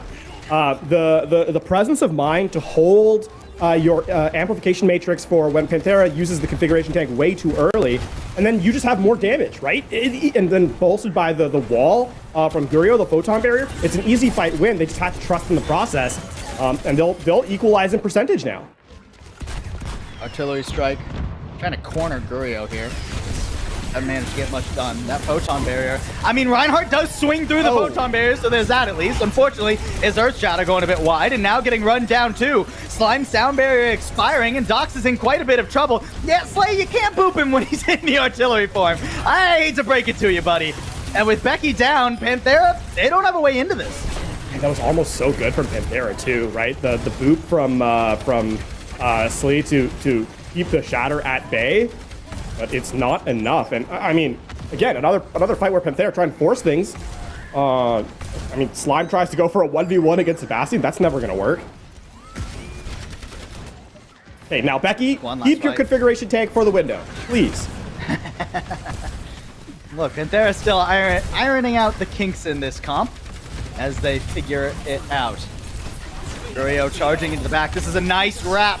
That Ant Matrix does a lot of damage, but Becky developed it. There's just no way for them to live. Doc and Yapin doing so much work. And Panthera don't even get to touch the objective one more time. FM, once they actually got firm control, they refuse to let it go. I mean, credit to Gurio also, again, nullifies the Ant Matrix with the wall there. That's now 2 walls in a row that Gurio has gotten tremendous value out of. Yeah. And that's now back-to-back Ant matrices that Panthera just can't capitalize on. Keep in mind, that was Yapin getting eliminations here without the Ant Matrix into an Ant Matrix of his own. Oh, okay. Okay, he slid off. Okay, you're fine, Yapin. Yes, yeah. He just tries to come back to the, but yeah, there's no. Well, no, it was the self damage of the grenade that prevented the elimination go through. Oh, you know what? Props to Arpen Your instead. team wins the round 2, so who even needs the first fight? Now we go into control center. No swaps for either of these teams. This is better for the. I was gonna say this is better for the Orisa, but like, Panthera takes so much damage. That, but Arpen is Arpen's soaking damage. Becky's soaking damage. Quite intense fire. These cannonballs being traded back and forth. I guess Gatling guns, not cannonballs.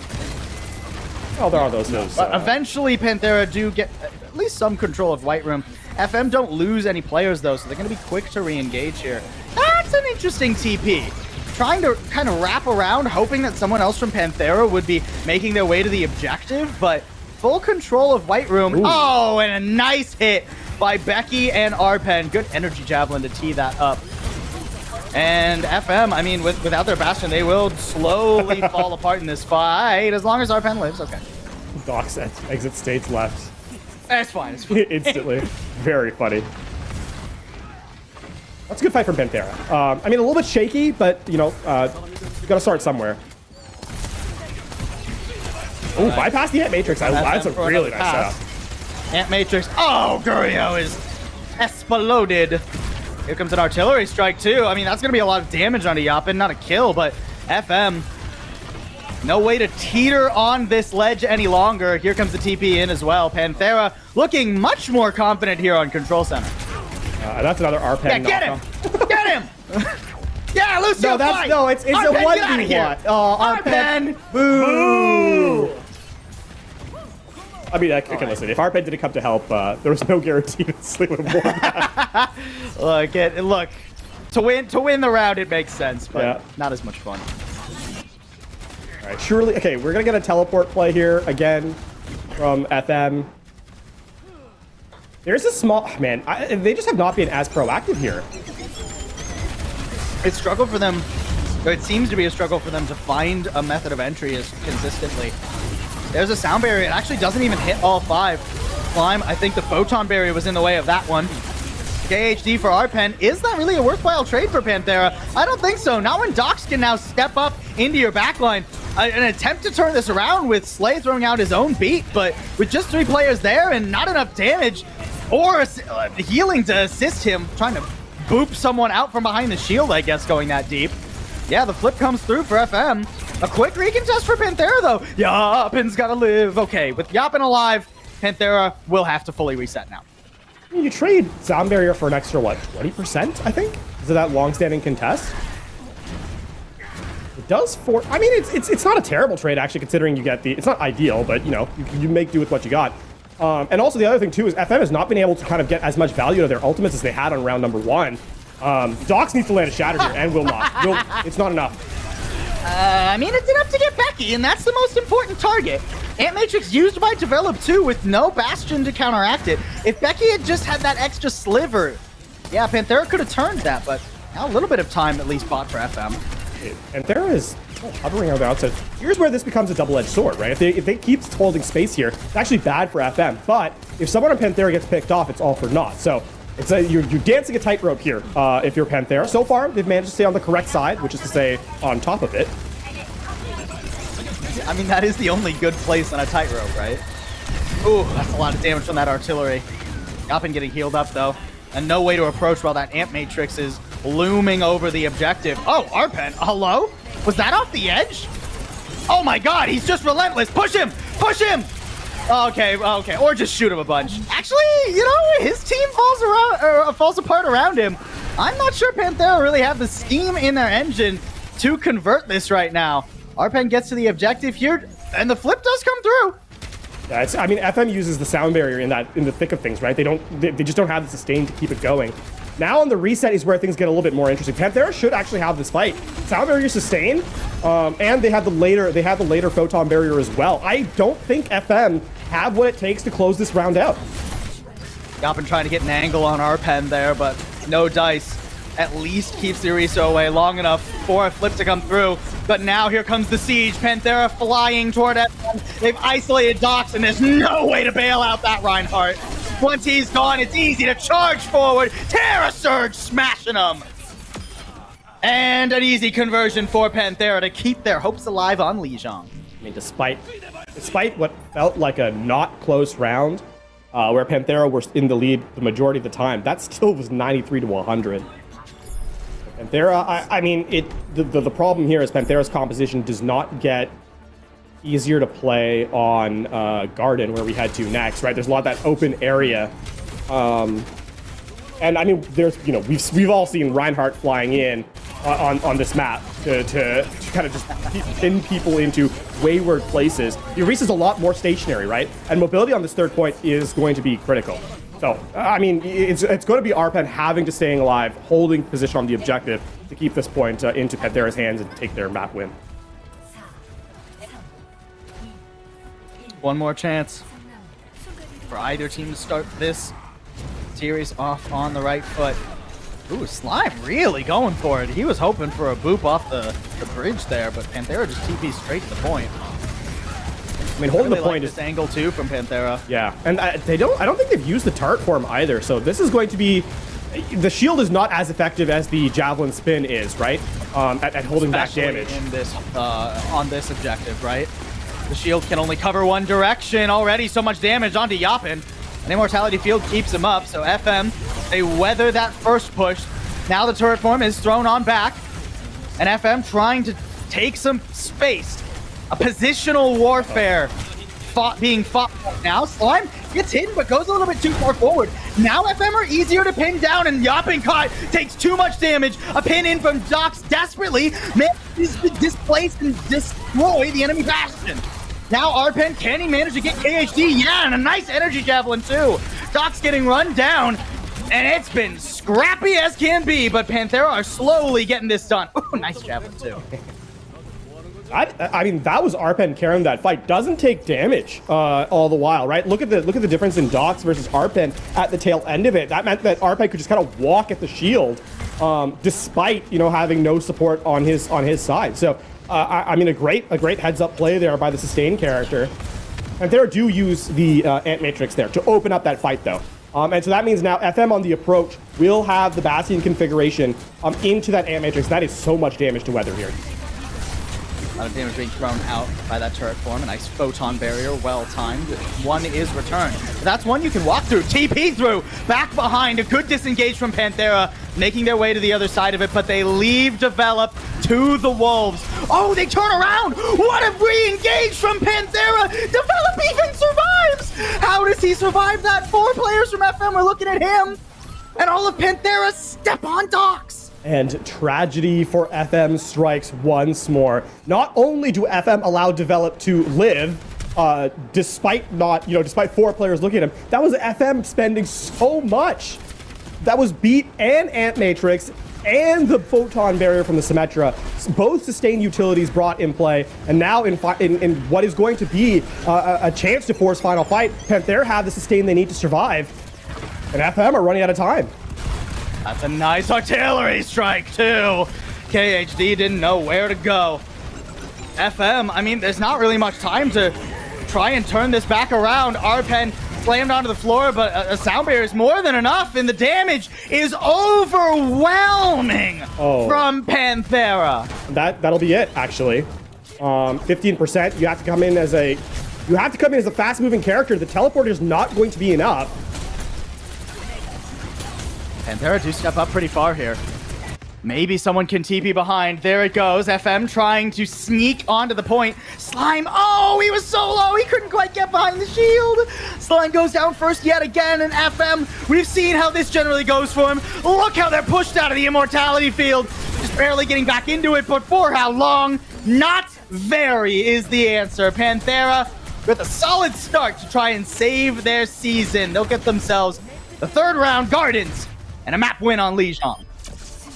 That was a much more dominant performance from them. It felt like the engine was warming up as the map kind of went on, right? The first one, that was shaky. Reinhardt really took them to task. The second, closer, but it did feel like Panthera had the edge. And then on the 3rd round, I mean, FM just caught out every which way, out of sorts at times. Dox on an island on a mission alone. The rest of the team unable to hold things down in the meantime. That being said, Panthera, they'll get 1 so far. There is not over yet. FM trying to make a return to even things up, before the halftime. And we had a lot of questions about both these teams compositionally coming into this match. Reinhardt doesn't really answer any questions. It sort of just side grades one question to another. Oh, you're playing Winston. Will that work? Oh, okay. Well, we don't have to worry about that one, but now you're playing Reinhardt. Will that work? They're not quite the London Spitfire as of yet, but we'll see if they can turn things around on map 2 in just a sec.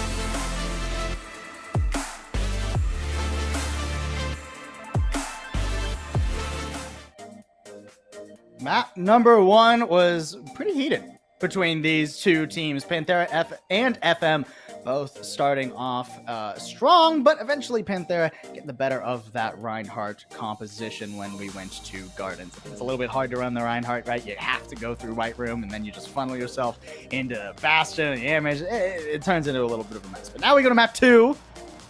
FM have a chance to bring this back. It was by no means a slaughter against them. Panthera certainly having to fight for this win on map number 1 so far.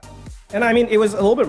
FM also lost the plot a little bit on map number 1. I mean, that fight where Develop somehow managed to elude 4 players, and Dox of all people is the first one to fall. Against the Ant Matrix. That was bizarre. So it's not like FM.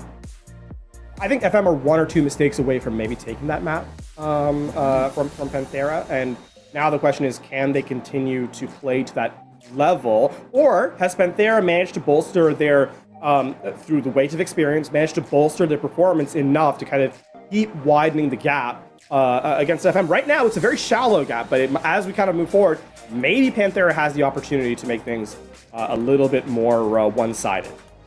Yeah, absolutely. We go to map number 2 now. Kings Row. Not terribly surprising considering FM get to pick. And I don't know a single player who wants to play Reinhardt and when given the option for Kings Row, won't select Kings Row. You're not playing Reinhardt on Blizzard World, folks. I mean, also, sure. I mean, FM has played Midtown multiple times and has always looked less than convincing multiple times. Yeah, that's fair. So, switch it up. Let's get to Kings Row here, especially with that Rein in the mix. I think this is going to be a good opportunity for them as well to turn the tide. And, again, we talked about at the top of the series, we still have to keep an eye on what compositions we have for either of our teams. FM maybe pulling the wool over on at least my eyes. They're on the attacking side. Don't get baited. I don't want to.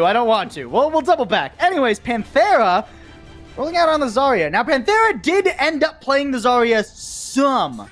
Yes. Last match that we saw. That was the map they took away from Zero, and then unfortunately they had to go to a map type that really did not favor the Zarya. Yeah, exactly. And, got taken down. That being said, I mean, this is where Becky should theoretically be unleashed. Most of the bubbles will be going to... The bubble should be shared between the Genji and the Zarya.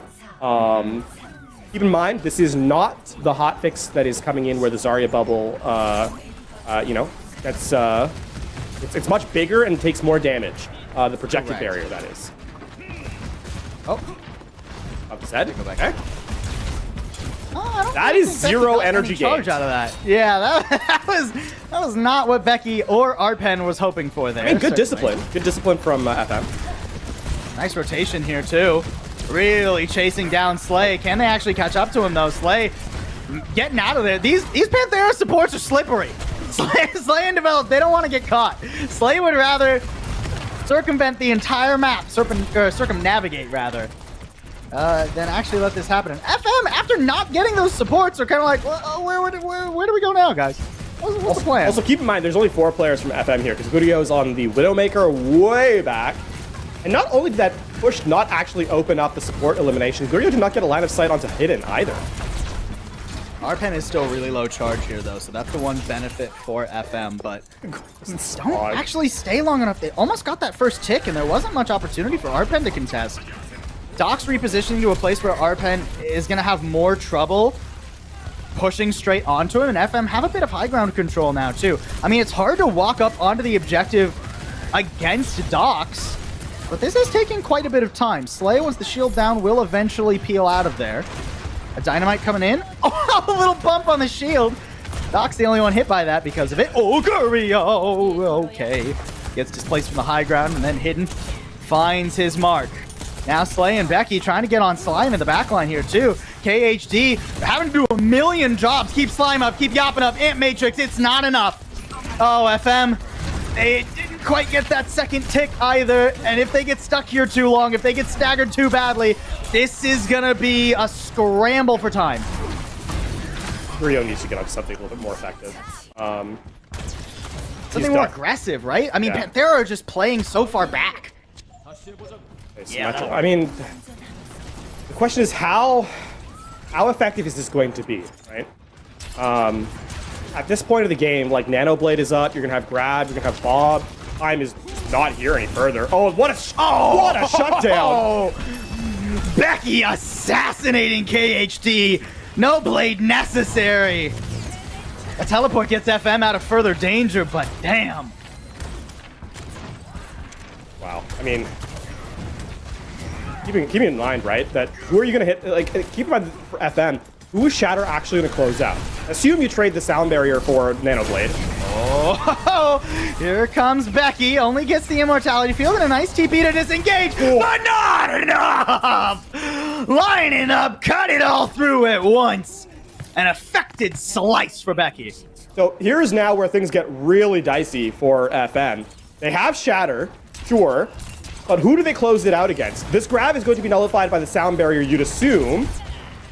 But even that's not a foregone conclusion, and then you just don't have the punching power to actually gain anything else.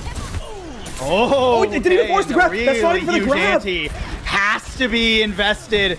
I mean, the beat had to save FM from the ante. Now they're desperately backpedaling into a room, hoping Panthera don't chase any further. Well, wraps to the objective, but yeah, that grab. Yeah, it's feeling pretty heavy in Arpen's pocket. He'll chuck it onto Dox and try to get in the way of any heals here. Fighting to the back line, but nobody on Panthera really in position to finish off that grab. Dox surviving, and Gurio cutting up the back line, beaming him down, cooking him in a microwave. Panthera overplayed their hand a little bit. They thought they had more than they really were working with that grab. And now, I mean, it's a little bit tricky to evict FM. Arpen barely getting there in time, but 2 bubbles ain't even enough. And FM will get the payload unlocked. And that was, I mean, the idea is you burst down the Reinhardt, right? But it presupposes that the healing is not there. And I mean, the immortality field coupled with the amplification matrix, that's just so much healing through it. And there, a little bit more patience would have ended this map for them, right? They would have been able to get the hold. Instead, because they only grab the Reinhardt instead of making it a team grab, they actually just end up giving FM the, a little bit more progress on the objective. Still not much time for FM to play with, though. That took pretty much their entire initial 4 minutes. Yeah. So already less than 2 as they push through the streets phase of Kings Row. I Back up to a blade. Yeah, I do like their chances though to push forward here with the photon barrier. Arpen needs to take space in the map, then you put the photon barrier behind him, and that just just isolates the Orisa where you can execute the tank, right? So you're kind of looking figure out a way to deal with Becky though. Yeah, that is literally the difference maker here. Not be annoyed by a photon barrier. You can see Yapin just keeping an eye on Becky. Now with him pushed back a little bit, they're going to try and push on Arpen, but the Javelin Spin gets him out of that photon barrier isolation you were discussing. A blade in the back, but no assistance. Becky doing this alone, and he will be taken down all by himself. 5v4 now for FM. Can they recollect? No. Dox steps up a bit too quickly. FM weren't ready to actually take the rest of this fight. And now they'll have to try and do this without their Reinhardt. TP up to the high ground, but it's not enough. And FM, no dice for them. And that was actually developed doing such a great job in that final moment. So the Javelin stuns up Yapin early, then the sleep comes in, and then as the configuration tank wears off, the anti-nade goes in from the back line. So Yapin gets cleaned up by Hidden. Also Panthera. Fun. What is this Junkrat? We got a Jay Silly sighting. Becky, annoyed that his blade was so focused, has swapped over to the Junkrat.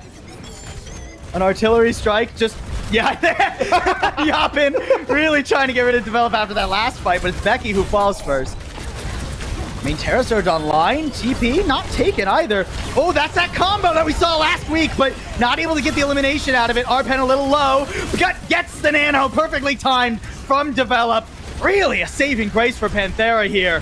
And FM have just run out of steam. Just Yapin and Dox, they got nothing to keep them here. Where's the punching power though? Need to finish this off. A beautiful anti-Develop. What are you doing to these guys? Alrighty. Not a bad defense from Panthera. No, that's pretty good. That's pretty good. Not flashy. No. Not flashy. Actually, this is... I have terrible news. If Panthera win this map, Junkrat will have a positive rate in Contenders Korea now.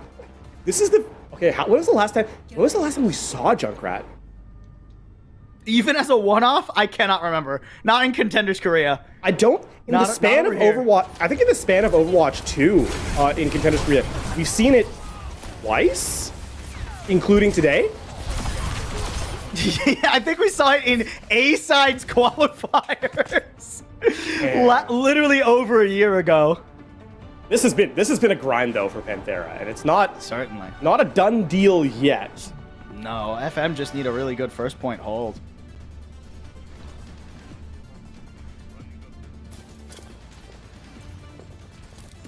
This is the one thing here from FM is that they're playing, I mean, a variation of the London composition, right? But yeah, truth be told, not as coordinated as London plays it, which is why it's so effective. I mean, it's hard to play it as coordinated as London does. But that's what makes a suboptimal composition work, when everyone is on the same page and doing the correct thing at the correct time. That's what makes London difficult to beat. Not because their comp is good, or Not sort of because has it's overwhelmingly good, because they are overwhelmingly good at it. Yes, exactly so. And the teleport plays just have not been locked in for FM. There's another one that doesn't get any value. Left, leaving a little bit to be desired here. That's not a bad grenade. Becky will survive it, though, and manage to get over to the side. Becky on the Echo here is going to be a real big problem for FM, especially since Yapin needs to keep his focus on the front line primarily. Look, he pops the turret to just get Becky off of that angle, but Becky peels back into the room, into safety, behind cover. And now Panthera, it's full steam ahead. They're not slowing down, and Gurio's got nowhere to go. No TP, no retreat. FM 5v4 or 4v5, make it 3 as Dox falls too. No way to stop this point from getting capped.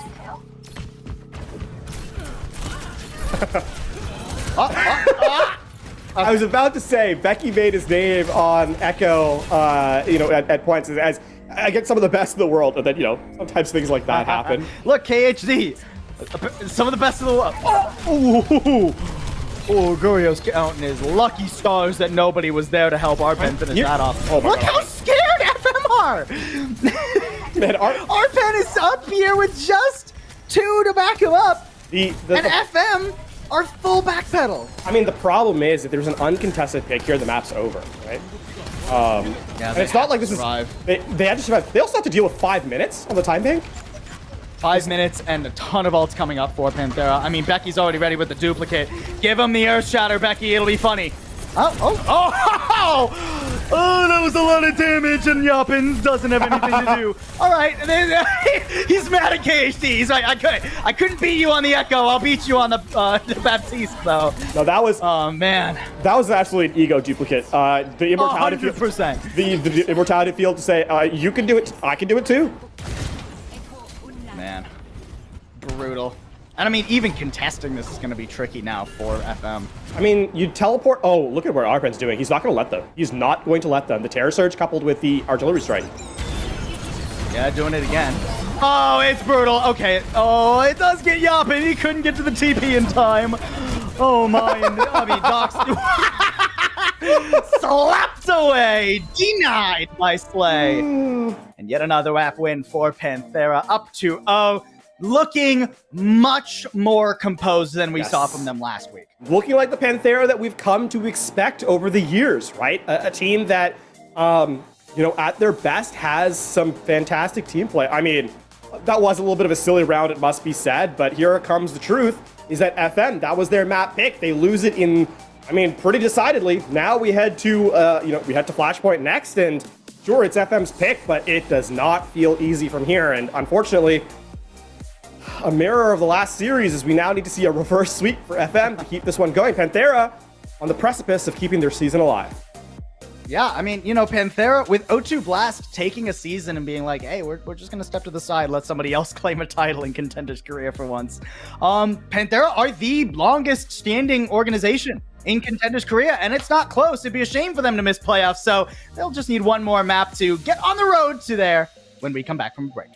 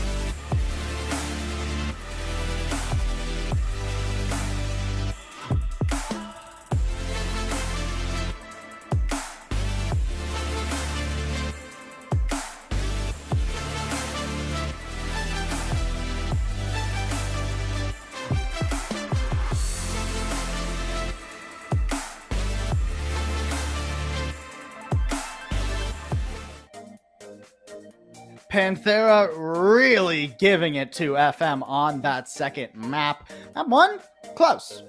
Certainly a contested round of boxing, but then after the bell rings a second time, Panthera really didn't want to mess around on King's Row too much, and now they just need one more map to get their first series win here in this season, LaFon.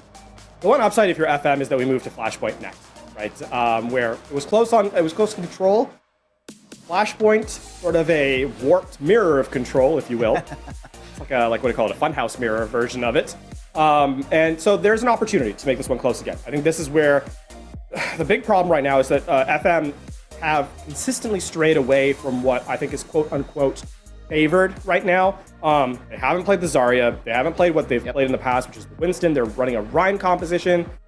Worldwide, there are two other teams, both between Owl and Contenders, who have run Reinhardt with success.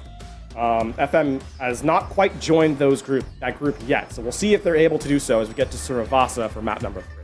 Or if they even want to bother, right? We go to Suravasa, Flashpoint. I mean, don't get me wrong, I don't think it would be unplayable, but there are a couple of points where I think to myself, like, oh, Reinhardt could play here, right? But you think about that very first one, right?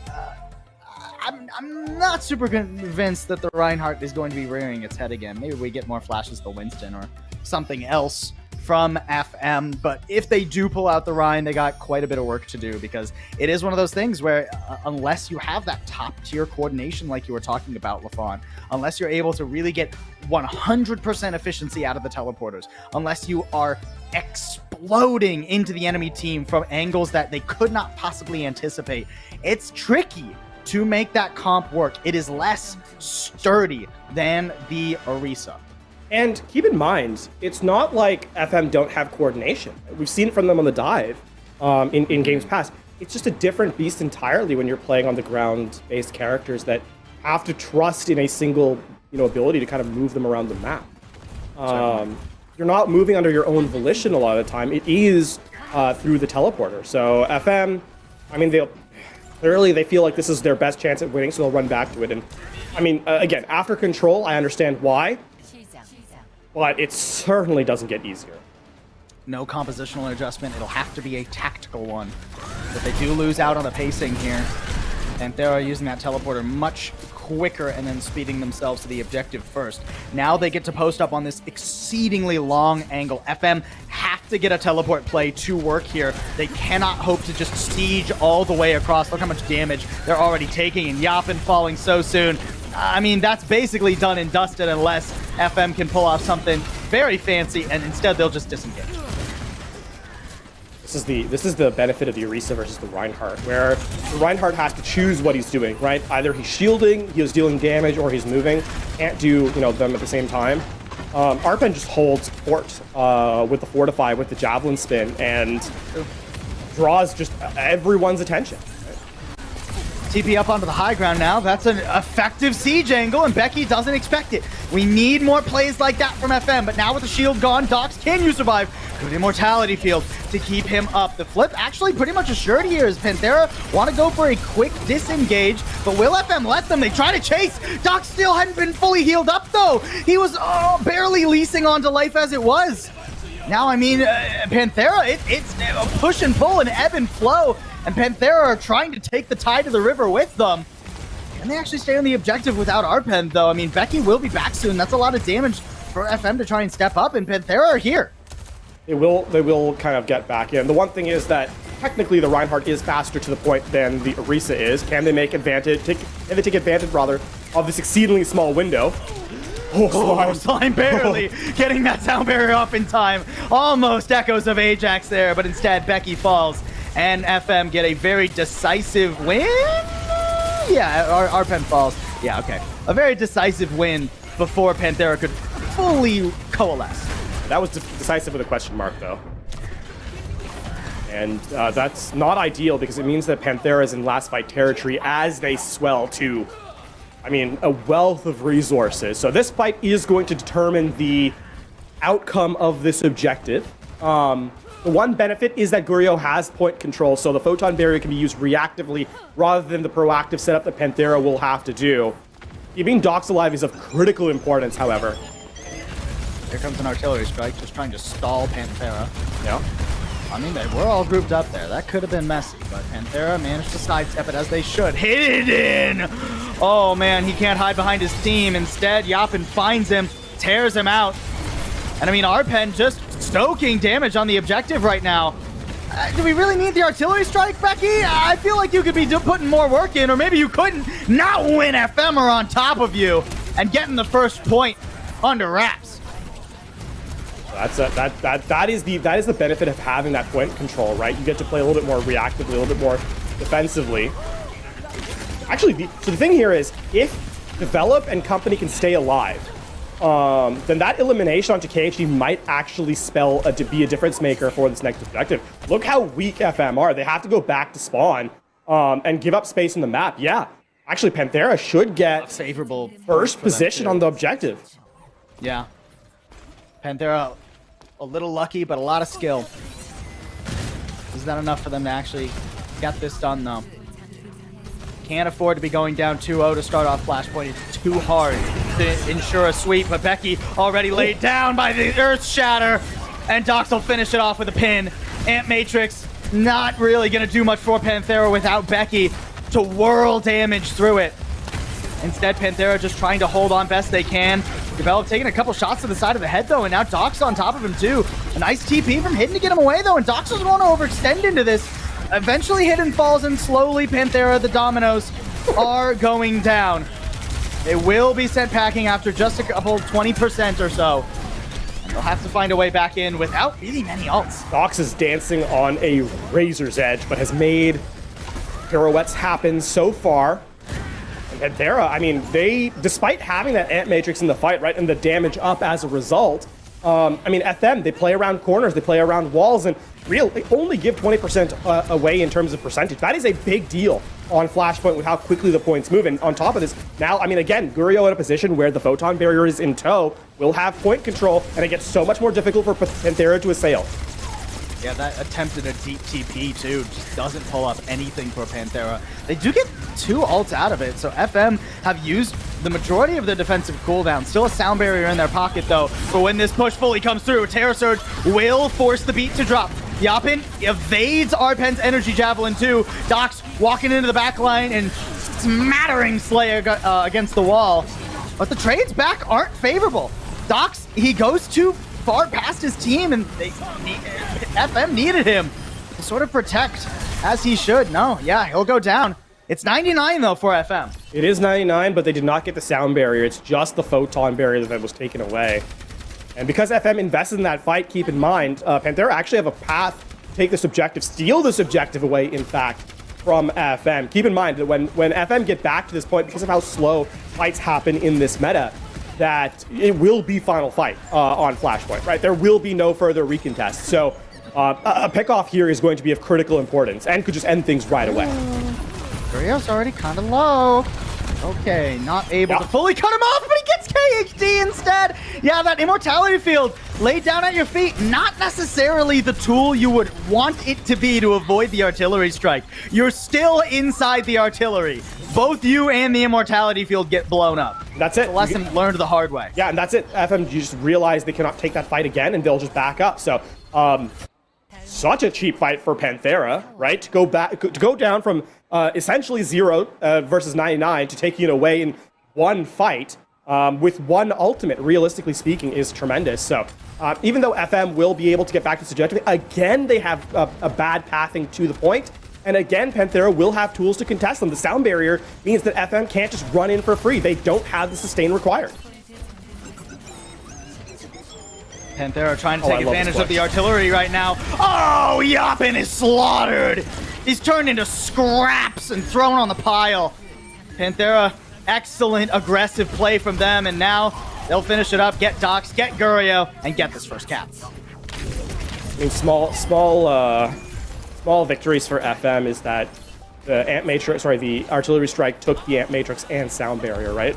But again, that is the weight of this map type, is that controlling the objective makes you the presumptuous winner in a lot of these cases because of how difficult and how slow these fights can be. So despite FM keeping things available to them, I mean, Panthera, you look at this Photon Barrier, they're going to use it in response to the Ant Matrix, and that is going to mean that it's going to be last fight territory, even if FM wins this fight.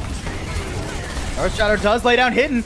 Ooh, just barely. Oh, and a nice fortify too. Arpen trying to keep FM back, but no. That was too much damage, and the Photon Barrier was behind him. Even with that extra bit of damage resistance from the Terra Surge, no. I mean, you can't survive an Ant Matrix Bastion.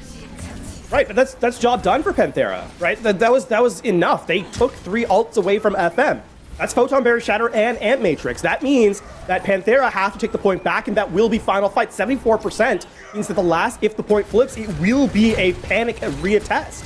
And FM, on the precipice of losing this match, can't overspend because they have to play to the end of the map. Panthera did what they needed to do. Ooh. Oh, I love this play.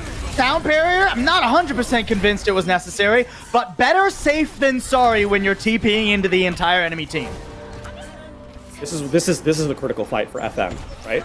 I do like the play, right? Just step up the aggression. This is what we've been needing to see from FM all the while. This is what makes this composition so successful. Ambushing your opponent when they're not prepared. Can it work 2 fights in a row is the question. Going even further. A little bit more split though this time. Dox is the only one that actually gets inside of Panthera's line. Arpen falling, Dox, oh, he needs to live. He needs to live to make sure that's an advantage. Someone touch. Now, oh, Slime just barely gets away from the artillery strike. A 4v4, but a touch comes through. Panthera have a chance to make this happen. Stan's tanks. They have a way in though. I mean, they're just diving around the objective. Slay trying to keep the overtime contested right now. But FM, they haven't really found a way to get rid of Panthera. Here comes a Photon Barrier. Was it 100% necessary? I mean, Becky does eventually get found, and that has to be the critical pick. Yapin safe buying the Photon Barrier and keeping Arpen out. Excellent work from FM. That is perfect. Perfect from FM. Multiple fights in a row, right? That ambush play with the Sound Barrier, they instantly wipe Panthera, and then the secondary stall fight is also a tremendous, especially 4v4, right? To kind of keep that one going. FM do it again, and actually, they are rewarded for their persistence as they finally have a positive path to the objective to get there before Panthera. So for the first time all map, we'll have an opportunity to take first control away from Panthera. Panthera don't want to give that first control up. They're going to use the Photon Barrier to inch their way on the objective. And actually, the turret fully forces FM to disengage. Wow, despite the advantageous pathing there, FM have to retreat and circle back around. Right, but that is an ultimate that was used to do so. So that just, evens the economy just a little bit. Okay, here comes the re-engage. Now the Ant Matrix up. Had a little bit of a tough angle, though. Yapin doesn't have a full way to blast at Panthera from this sideline, and Dox is having a lot of trouble staying alive on the objective. Here comes the Terra Surge. Sound Barrier dropped, sure, but Yapin in a lot of trouble. Arpen's running on top of him and turns him into mincemeat against the wall. Eventually dies to Gurio, but the damage is already done. I mean, the tragedy for FM is that KHG does not get the benefit of the Sound Barrier in that, and so without that main healing gone through, Panthera have the sustained advantage, right? They an equal Sound Barrier, but on top of it all, Develop is backing up the team, and FM just lose out. And I mean, that's the point, really. I don't think FM could really get back to truly contest. It's going to be tough. It's going to be really tough. Try and go for it. I mean, they have to. They don't want to go to a 5th and final. Yeah. Here comes Becky. Here comes the TP. Oh, Becky actually managed to get away. Nice immortality field there from Develop. An overtime trigger does come in. FM just trying to brute force the objective right now, and Panthera disengaged. They try and give it to him, but FM don't want to let Panthera rest on their laurels. A chase down, hidden falls. And FM are looking for even more. Doc staying alive again, playing on that knife's edge. Nice little boop. Yapin in trouble, but an immortality field will bail him out of that one. Arpen gets back to the point and uses a javelin spin to try and get away, but there's too much chasing him. Eventually, FM grab at his heels and give themselves one more chance to take the map here and now. And all of a sudden, this fight has actually gotten really bad for Panthera. The fact that they couldn't quite decide if they wanted to, reset or keep the fight going means that FM did not have to invest. They did not have to use much, and that means now in a final fight scenario, I mean, it's Ant Matrix for KHD. Yoppin will have the benefit. Oh no, oh no. Gurio didn't know what hit him there. I mean, Yoppin trying to make up the deficit, trades Symmetra for Symmetra, but Hidden easily sidesteps it. That's a more important pick, though. Becky falling, but KHD means there's so little healing. Dox, how can you play at a knife's edge like this? The flip comes through. Dox so low. A sound barrier to keep him into the mix, but even that, even all the shields just isn't enough. I think for the first time this season, we go to all 5 points on Flashpoint. And I mean, that was a catastrophic misplay by FM on that one. They think they have an advantage. The sound barrier was too late from Slime. That if you're going to make a play, you have to make it earlier. Their hubris will be punished because Panthera walk into the point. I mean, sure, they're delayed, but they at least have tools to take the objective. And with Flashpoint, getting first control is even more important than nearly any other game mode. Early stalemate here, though. Neither team really getting too advantageous of a pathing. I suppose Panthera a little bit better off, but FM will undoubtedly TP up to the high ground to meet them. Again, sound barrier, The though. high ground is so important here, and the sound barrier, yeah, for Panthera. I mean, how do FM beat that? They'd have to kill Slay immediately. He takes a hit from the Fire Strike, but dodges the second, so nothing really for FM. That being said, Panthera, they don't want to go down to the objective. They don't want to commit, overextend themselves to an objective that FM themselves are struggling to start with.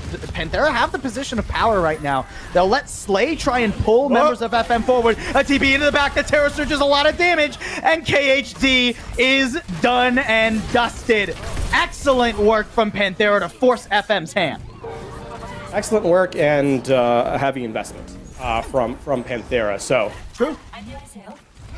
you get to take a breath if you're FM.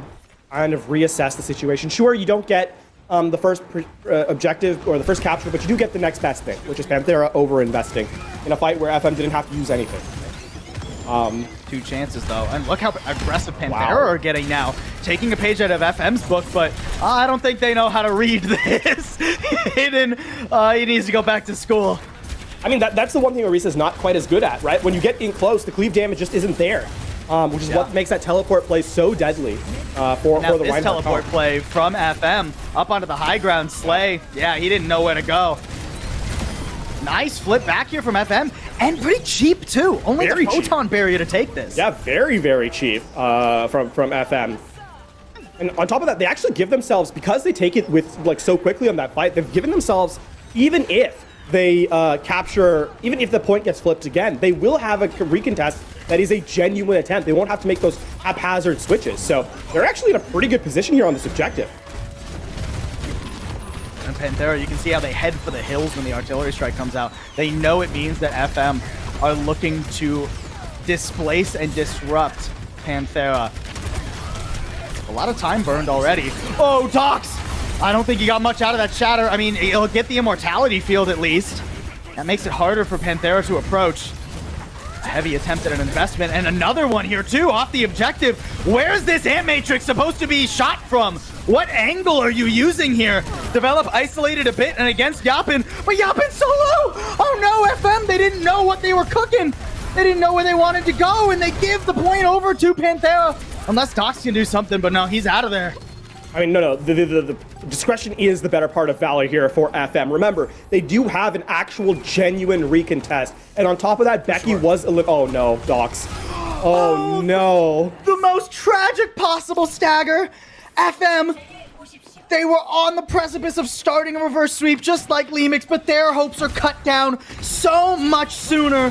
Slime trying to get to the objective, but without his Bastion, without his Symmetra, any DPS, how could Slime ever survive this? Panthera strike perfectly and pulverize FM into the dirt. A 3-0 to rebound from a rough week 1 and keep their playoff hopes alive. And I mean, there's the weight of history, right? The experience required to understand that, there is a player hovering around the outside, the periphery, chase them down. I don't think it was expected by FM that Panthera would go for that play, right?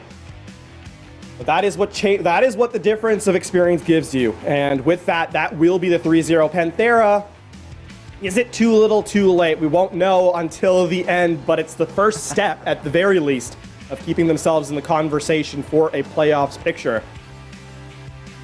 If they're able to replicate this success that they had today when they play against Revival, Panthera will squeak into playoffs, if only narrowly.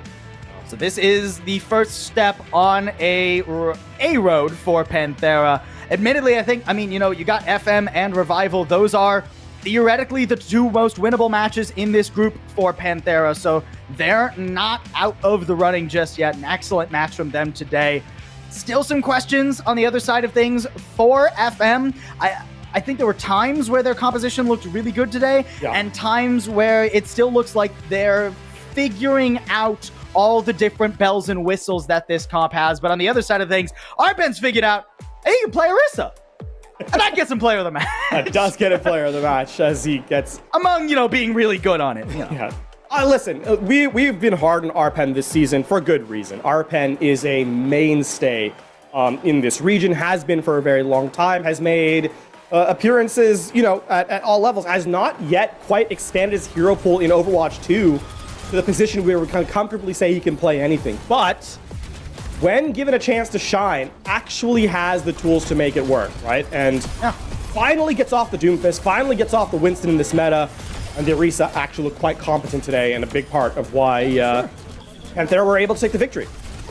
Nailing a lot of those energy javelins, a lot of really cool aggressive plays. I'm liking that he's already setting up combos with Becky with the javelin spin and the artillery strike, right?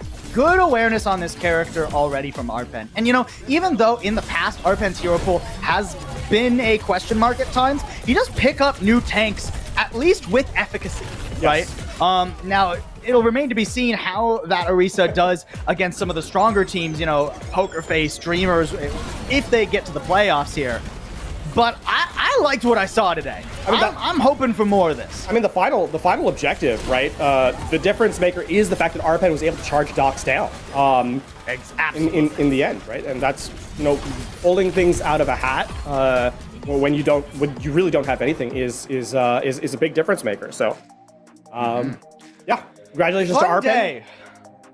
An unexpected day as well of matches. Panthera, I thought FM was about to do it. I thought we were going to start our second attempt at a reverse sweep for the night, but Panthera shut it down. That first match, if you guys missed it, go back and watch. It was a banger. Lemix really giving SPG a run for their money in the back half of that series.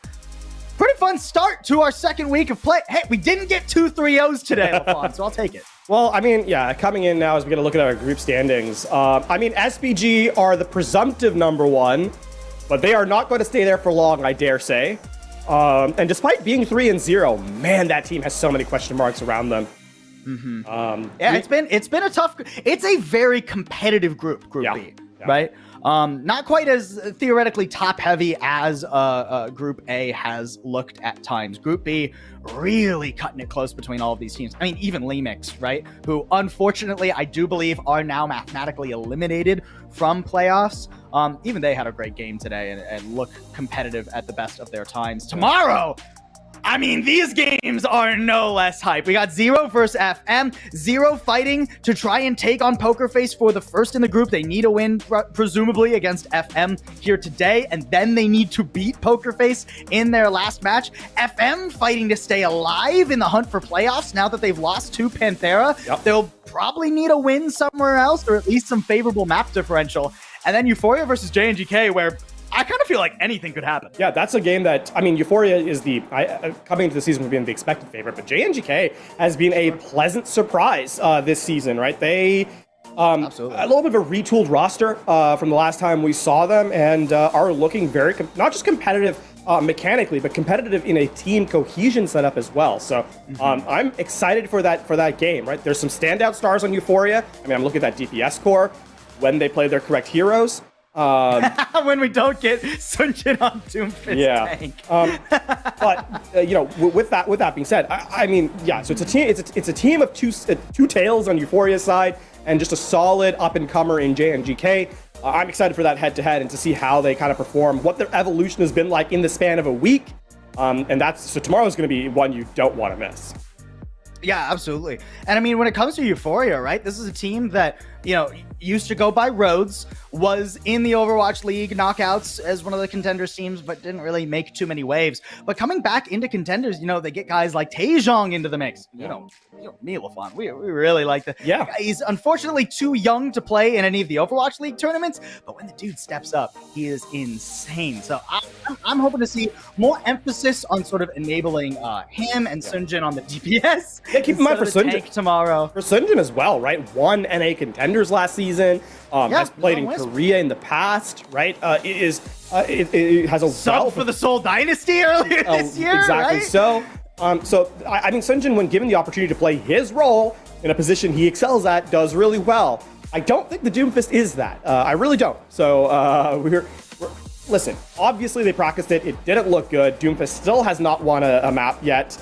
In this season. I really gotta wonder what's cooking up in like the Scrimbuck exchange in the back rooms of Contenders Korea, where so many teams tried the Doomfist rolling out the first week. There were so many teams who were like, guys, this is the play. We're gonna go Doomfist into an Orisa Zarya meta. It's gonna work. I promise.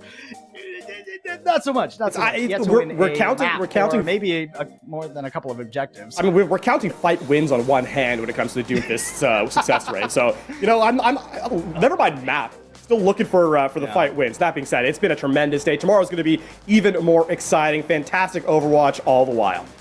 Oh yeah, we got plenty of action for you folks with the rest of the week, and we'll see you tomorrow for 2 more games.